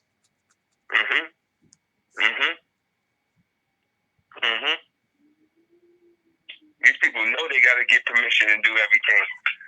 That's why they got to get licenses and everything they got to do. They got to get permission. They're getting married. They got to get a license. They got to get permission. I don't care what they do. They got to get permission. They trying to open up some type of business. They got to get a license, a permit. They got to get permission. They got to get permission. I don't know why they think they're not getting permission. I don't know why they. I have no idea why they think they're not getting permission. I don't care what they setting up. LLCs, whatever. They got to get permission. Mm-hmm. That's what a license or a permit is. Yeah. Proof that you have permission. You got a business license? Oh, okay. You have permission to have that business from quote unquote white supremacy. Yep. Oh, what's the thing that they have on the click here before you go to the next whatever? Anytime you set up website and all that stuff. For the subscribe. I agree. The I agree shit. The terms and conditions or whatever. That's you getting permission. Yep. Yep. PhDs, they getting permission from colonizer saying that you have a PhD in what they want you to learn. Right. Like, and now you got to go get a license for that. Whatever you graduated from, and you want to go into business with that, I don't care what it is. Doctor, license. Whatever. I don't care. Lawyer, license. Whatever. You got whatever. License. Permit. You got to go get it from them. I don't care if you're selling limbays. You better go get, just like they did to the so-called Mexican who was out there making a living selling hot dogs. Oh, you want to play Mexican? You're not saying you more. Same thing. Status. We're all Moors. Enormous shit. We are all Moors. You want to play those games? All right. All of those are brands. That's why they can play all of these games. These people know that this is Morocco. Talking about they're gonna put a wall up in the middle of where? This Morocco. Once the world starts to grid into these political imaginary lines, like with these guys, Baltimore this, Baltimore that, all of these places, none of these places exist. None of those places exist. This Morocco. Those places don't exist. Those are corporations. We all know that, and they keep trying to tie black people back into those. Oh, Baltimore was the worst economic place. Baltimore don't exist. There's no such thing as that place. That's the part of the Moorish Empire that's under colonization, and because Moors have gotten their birthright stolen from them, they living in poverty, so-called poverty. You know, like that's what's going on. Birthright theft. The whole thing is birthright theft. These people these modern Europeans coming over here, stealing our positions, acting like they're us, taxing the Aboriginal indigenous people to the land like we're foreigners here. But the thing is, the so-called leader guys selling out, still selling that story, that lie, that keeps us away from the land. The 400 years they bring us here on ships from Africa. As soon as they tell that story, they taking us away from the land. That's part of the birthright theft. That's the selling out. And that's treason, knowing or unknowingly. That's treason right there. How you gonna say that this is not our land? You're gonna go along with the lie that we came off of slave ships, knowing that each one of these guys up there on there you can ask them.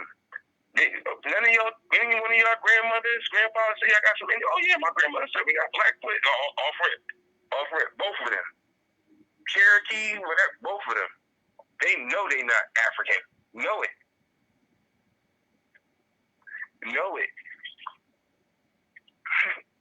Everybody knows they. Oh yeah. Oh, my family. Boom. Yep. Or you from some island, which was all of the Aboriginal people there. I don't care if it's the Arawak, whatever. Those are all Moors. These sellout leader guys, man, that's crazy. That's who it is. It's just crazy just to watch him like, yo, you know what the real deal is. Like, and you just gonna continue to do that because you want some finance. That's unbelievable. Like my sister says, okay, give them all the finance. Now what? Okay, you have it all. Now what? Now what do you want now? What do you want? You got it all. What else you want now? Like, that's the thing with these people. It's like I don't even know what they want. Like, you got it all. You got what does he have? Almost 500,000 subscribers to his channel. You know what I mean? You're making finance. People are donating. What else do you want, man? What else you want? You got it. Leave the people alone. Let them get their birthright back.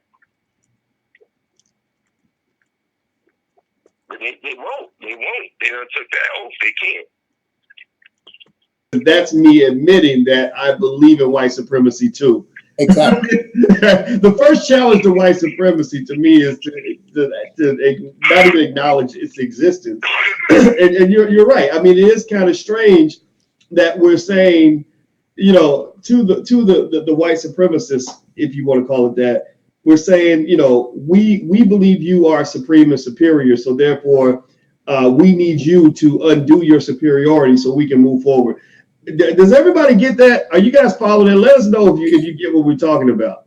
You know, because you're right though. You know, ultimately, at the end of the day, it sounds like what you're saying, Dr. Suarez, and I want you to feel free to elaborate on this. And I know you got a busy day. I'm not going to keep you all day, but I can talk to you all day. You know, it sounds to me like what basically you're saying is that we too are white supremacists. That white supremacy probably could not exist if we were not so committed to it in terms of not just our psychology, but how we spend our money, what we do with our votes, what, you know, the choices we make in our lives. What do you say to that? Yeah, it's. I wish people would hear you more because it is a very subtle, but penetrating reality. You know, Fanon talked about the colonizer and the colonized, and the process of colonization or any kind of oppression, you know, they talk about the pedagogy of the oppressed, is that you internalize your oppression to the point where you don't need an oppressor because you oppress yourself. And psychologically, I think there are those of us who have not completed the analysis that suggests that we're giving white racism and white supremacy more power than it deserves simply by the constant acknowledgement of it. That if we had to wait for racism to go away, there'd be no HBCU, there'd be no black church, there'd be no black anything. But there are times when, and I don't think we think about it enough, there are times when our so-called leaders give so much, Let's hear that again. Penetrating reality. You know, Fanon talked about the colonizer and the colonized, and the process of colonization or any kind of oppression. You know, they talk about the pedagogy of the oppressed, is that you internalize your oppression to the point where you don't need an oppressor because you oppress yourself.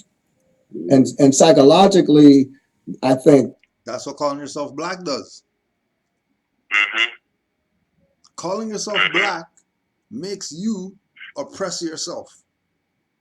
And you don't even have to worry about some colonizer because you have your own right now telling you that you're black, which is oppressive. And then you're willingly accepting it, which is you agreeing to be property. Can't even bring home the honey. All those bee bites for nothing. All those bee bites for nothing. There are those of us who have not completed the analysis that suggests that we're giving white racism and white supremacy more power than it deserves simply by the constant acknowledgement of it. That if we had to wait for racism to go away, there'd be no HBCU, there'd be no black church, there'd be no black anything. But there are times when, and I don't think we think about it enough, there are times when our so-called leaders give so much, they give so much credit to racism. And I understand racism. I understand systemic racism. Systemic racism culturally is like anthrax is scientifically. You can't see it, but you breathe it and it kill you. I get all of that. But the reality is that if we have to wait until racism goes away or systems change to be fair, we will not do anything. I was talking this morning to a pastor in Atlanta who was focused on the prison pipeline, the prison industrial complex. You know, we all talk about that. Well, what I did when people ask me, what are you doing about the prison industrial complex? I said, well, I'm trying to cut it off for a certain population at the beginning, and that population is the foster care population. Now, we don't talk about this much, but the reality is that there are There are a couple 100,000 black kids in the foster care system, and the foster care system is the primary incubator for the prison system. More children are in foster care. I know you're waiting for this part, Boris, so just tell me when to stop or whatever. Go to prison, then kids get killed by white cops. So what we did in New Jersey, we started rescuing black foster children from the hospital. We trained 465 black families. They took in 1,440 black children, and we've adopted 300 children. One church. If we had 10 black churches in every state, we could shut down the foster care system and keep those kids from homelessness, drug addiction, and crime. So, but I didn't need. And Dr. Ford, let me stop you on that point, Doctor. I want you to finish because I want to throw in this system. When you look at how much money there is, we had someone that on here that yesterday that was representing the sister, the judge. They had to drag her out of court, and their argument was that the judge, Tracy, I can't remember her last name is not with me, but Tracy, I can look it up. But that one of the things that they were speaking on is the fact that. In Ohio, as I'm sure is true in every state, Jersey, everywhere else, there's a couple $100,000 per child per year that they're making by trafficking. So this is trafficking. Like our children are being trafficked by the thousands, and nobody's talking about it. Can you keep speaking on that? I didn't mean to interrupt you, but I was wondering what your thoughts are on that. But this is an example of a problem we have. It is Islam more. No, I don't. Because I want to go in on that whole thing right there with the adoption. I'm gonna do the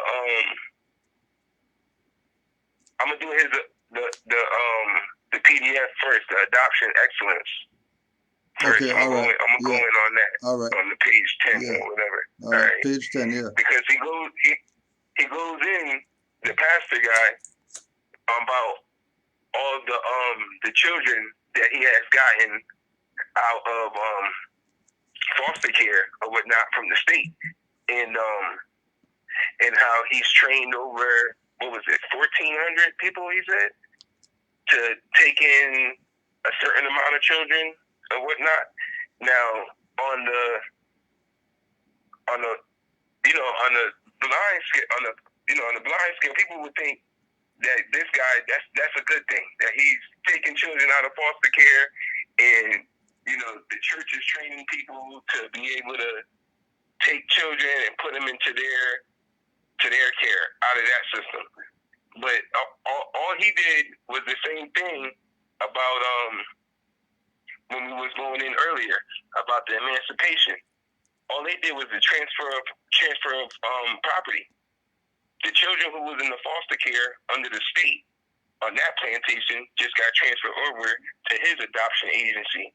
Now, what we're looking at, I think you got it up, Grand Street, because I'm looking. Yeah, I got it. Okay. Now, right here, this is the Reverend Dr. DeForest B. Soares. This is the guy who was having the interview. Now, in his thing, right here, it says his address, Harvest of Hope Family Service Network Incorporated. This is the name of his company. Harvest of Hope Family Service Network Incorporated. What are they harvesting? If the thing is about adoption, what are they harvesting? Okay, now I'm gonna go. Okay, Reverend Dr. DeForest Soares Jr. is the founder and CEO of Harvest of Hope Family Service Network Incorporated. So he's the CEO of this, right? With the help of New Jersey Division of Youth and Family Services and the First Baptist Community Development Corporation, Dr. Soares originally started his program in 1996 to assist with border baby crisis in New Jersey. Border baby crisis. Y'all do know borders got something to do with trafficking. Borders means ports. A border is a port. That's trafficking. So border baby crisis devices in New Jersey. That's ports. That's trafficking. Okay? The HOH approach was to identify and train foster parents from a network of churches throughout the state. Since its inception, HOH has achieved an 85% annual retention rate of foster parents. The HOH program expanded its services from placing babies to include the placement of children, teens, and siblings groups, and it has been licensed. There we go. Remember, he says you got to ask for permission. Like, you don't. These people think you got to ask the white supremacists for permission. It says right here, the HOH program, such as teens and siblings groups, and it has been licensed. That's permission as a full service adoption agency. So now they became an adoption agency. Like I said earlier, they took the children from that foster care, that adoption agency, that plantation, that corporation, and they created their own adoption agency. It's the same thing. It's just a different business. And they transferred over that property, those babies, over to their property, which is human trafficking. It's still human trafficking. The pastor guy, he's getting awards for this. This is an award. He's an awardee. They're getting awards for human trafficking. Now, I'm going to go down a couple of lines. It says, Dr. Suarez. Okay, Suarez. Thank you. Success to his ministry includes recruitment of over 300 families to become foster parents to 700 children. And he has helped over 200 minority children in 5 adoptive homes. You get extra notes for minority children too, because that's another kickback. Just like when your child, son or daughter, if they go to a so-called all-black school, like that school's going to get a kickback for that, because that's a minority child. They get a kickback for that. So this pastor, every time he goes, because they're doing this adoption agency through the church. Every time he goes and adopts these children, he's getting a kickback for each minority child he gets. He has over 200, so he's still getting kickback. This is all human trafficking. This is all forms of human trafficking. All of it. And him being a state representative, you think he wasn't in there when trying to figure out, okay, by the time I get out of here, I got to find out how I'm going to be able to still make notes.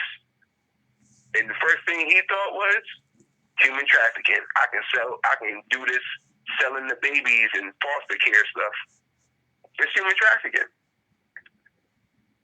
Now, if you wanted to show the other one, the 6 words. Oh, yeah, 6 words, yeah. Yep. Yeah. It's the other article called 6 Words. Black babies cost less to adopt. Now, real quick, because she's going to kill me. All of this came from my sister. She called me and told me she was watching some comedian show, and the comedian said something about, I'm quoting the comedian, do you know that black children, to adopt them, are cheaper than white children? I was shocked by that. Like, I didn't never even thought to think that was going on. So I Googled it, and for sure, a whole article comes up for it. So I want to give, my sister said, make sure I gave her a shout out for that. So it's on to my sis for helping me find that. But in it, right, in it, if you want to scroll down, right, yeah, it says available adoption situations, right? What we're looking at here is Amazon.com, human trafficking for babies. Look at it. African American baby, due at any day, $17K. Biracial girl, due August 18th, $22.5. 2.5 legals plus medical. Look how they got it rated. They even know how much she's going to be cost for her medical bills. Look all this. This is evidence. Human trafficking. This is what the leader guy, pastor dude that he has on his platform. This is what he's involved in. He has an award in this. Human trafficking. Like that's what I be talking about. When I be like, oh, the sellout is real. You know, Amazon.com with babies. Not even just babies. Your babies. Not even just babies. Exactly. Your babies. Exactly. I don't see no Chinese up there, no Japanese up there. I don't see anybody. Caucasian, African. Looks like only certain people don't take care of their babies. Yep. Yep. Which is all planned and premeditated. They only put all those liquor stores and churches in our neighborhoods, which are spy centers, and to keep those liquor stores, all our people going to them liquor stores. I mean, they gotta take some responsibility too for themselves, because they the ones that keep going in there. Yeah, but they put them here. Yeah. You know, but they still need to take responsibility. But it's a trap. It's a setup. It's a trap. It's a trap. You know, just like the mouse with the cheese. The mouse don't want it to be a trap. He just thought he was just gonna get some cheese. Nah, it's a trap. It's a trap. That's a wake up call. Just want some it's cheese. It's a trap, and they fall right. Yep. He just wanted some cheese. Yeah, it's a trap though. Look at that. Look at that document, Gracie. I've never seen such evidence of human trafficking like that. Not like that. I was like, yo, y'all will put that out there like that? Yeah, but I mean that's you guys call each other black. What do you mean? Yeah, well, you know, it ain't no big deal. It's no big deal. This ain't no big deal. What do you mean? Remember the Jordans were coming out, remember? Oh yeah. Don't forget this sign. Forget this. Jordans is coming out. You gotta go to work. You ain't got time to be thinking about this. Yeah, I'm telling you, it's a lot. It's a lot. You gotta come home and watch Bad Girls Club. You can't do it. You can't do it. You can't be looking up this stuff. I was astounded. You know, like looking at, I'm like, yo, look at this human trafficking. I've never seen that. Yeah, like I've never seen it like this. Like they really have the babies up there. Like, oh, you black, African American, biracial. Oh, you mixed. You playing them games? You mixed. You playing them games? Okay. Okay. They got prices for your babies. Yeah. Nowhere on there did it say more. Moorish inhabitants. None of that.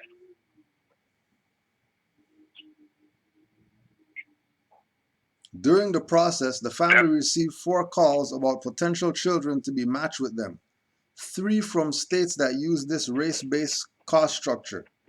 1 was a full African American child, 1 was a biracial child, and 1 was a white child.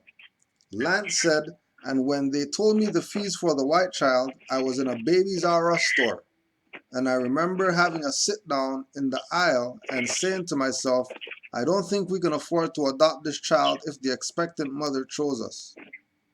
The cost to adopt the Caucasian child was approximately $35,000 plus some legal expense. Versus when we got the first phone call about a little girl, a full African American girl, it was about $18,000. The cost for the adoption of a biracial child was between $24,000 and $26,000.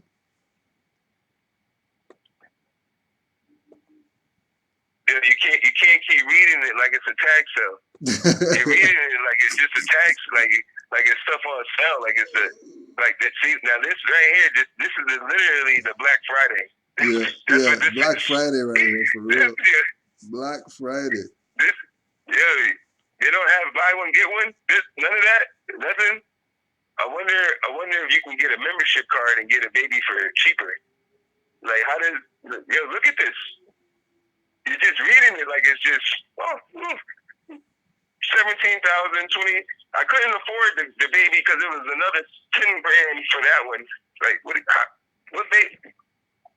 Like what's the difference between prostitution? I don't even. What's the difference? Yep.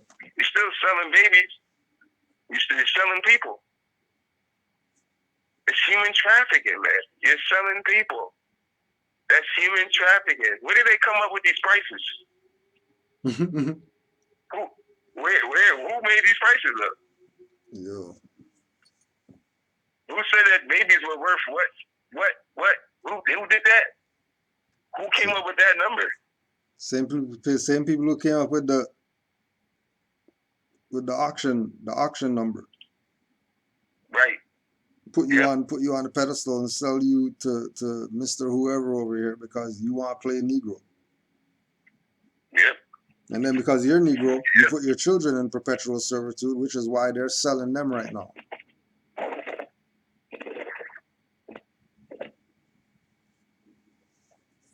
And then those children are gonna have children that are gonna have the foster trauma or whatever. Absolutely. Like that. Right? Absolutely.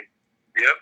Because I don't know anybody who was in foster care that they don't have some type of trauma because they didn't know who their mom and their dad was or whatever. You think that's somebody's not because somebody is successful or whatever? You think that stuff's not burning them in the back of their mind? Who are these people?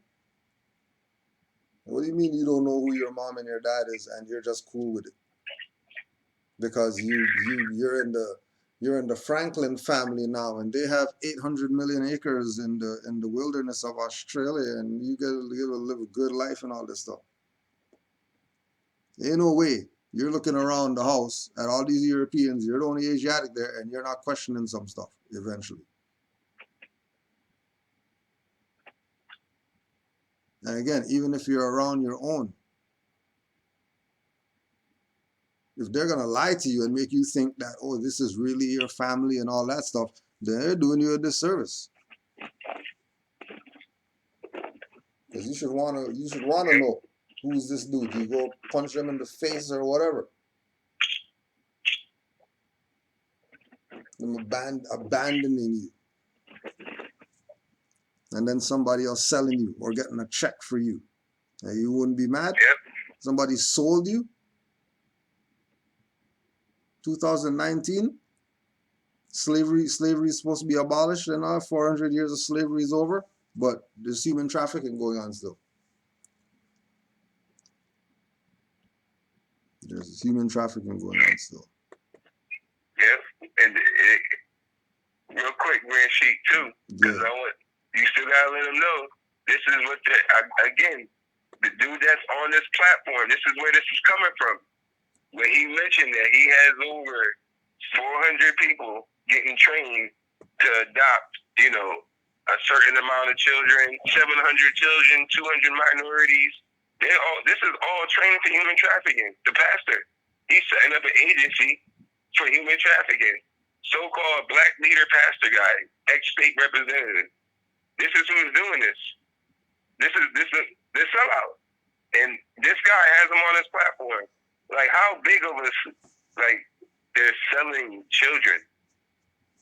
Like, this is the people who need to be doing time. Like, this is, to me, this is he's up there with the pedophile guys. What's the difference? What's the difference? You don't even care about where these children are going. You just get in it because you see a price. My mama told me, church folks the worst folks.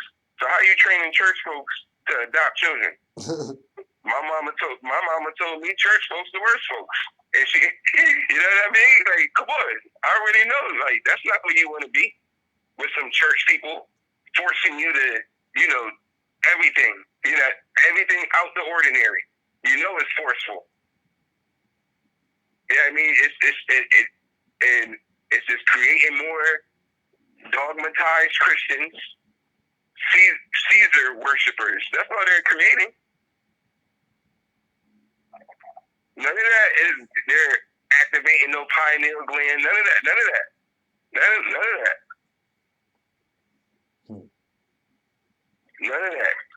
That's what human trafficking guy right here. That's why I'm really want to stress that fact, because these people get off with just showing up on people's platforms, showing their faces, like everything is not, like it's you guys. It's you guys. It really is. It really is. Sell these babies out. Knowing that all these, I didn't even know. I remember when the principal told me that we get federal funding for our minorities. I said, what? Like I thought like minorities was a good thing. He didn't know I knew what minority meant.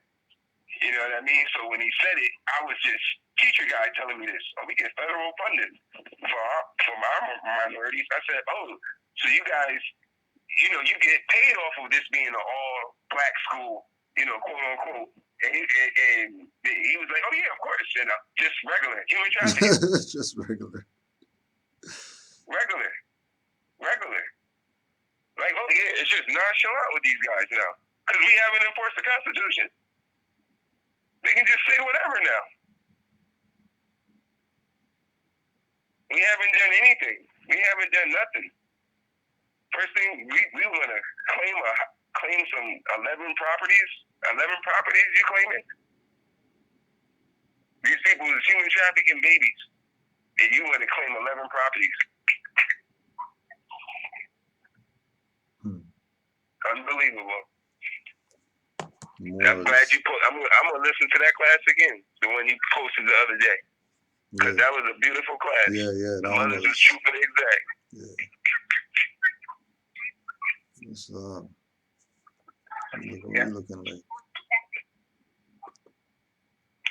Oh yeah. So we just got word. Unfortunately, no Sons of Allah later tonight. You know what I mean? Everybody's caught up. Say that again, Gracie? There's no Sons of Allah tonight, just to put that one up in case people were looking for something. We're trying to do the 4 in a row of the four in a row, but you know, not everything works out. But you can't say you didn't get something. And then you got a 2:30 today on some ones that you could send to our little friends and stuff like that out there playing around like they don't know what's going on. Right? Right, when you look up African jewelry, these are the African jewelry.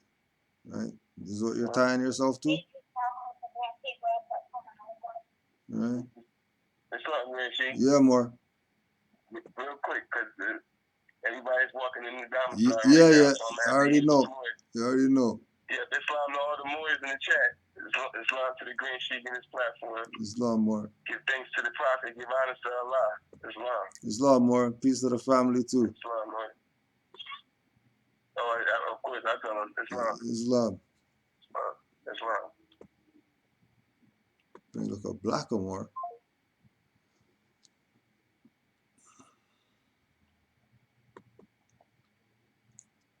Then the Blackamore jewelry.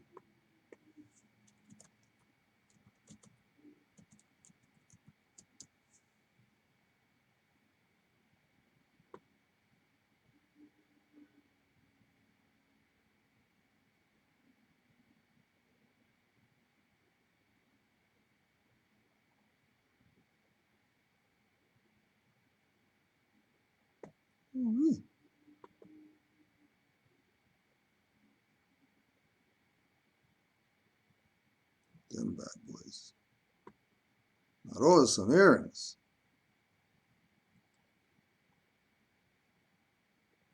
There's a big difference between playing that black, Negro, African and all that, and then being who your ancient foremothers and forefathers were. We know that we were Moors. We know that.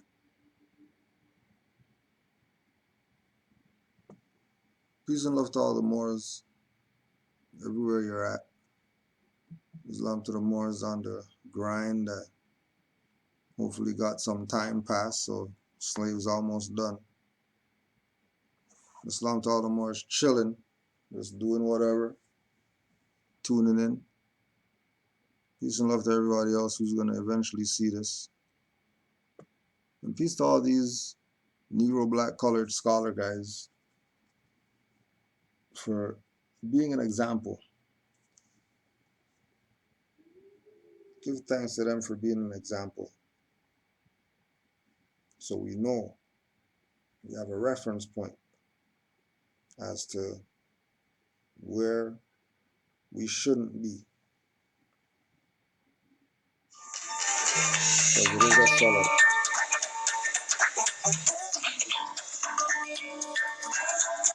Peace and love to all Moors. Give thanks. Islam.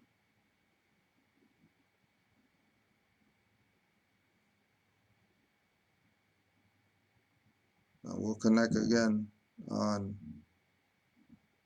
Sunday class. Peace and love, Moors. Islam to all.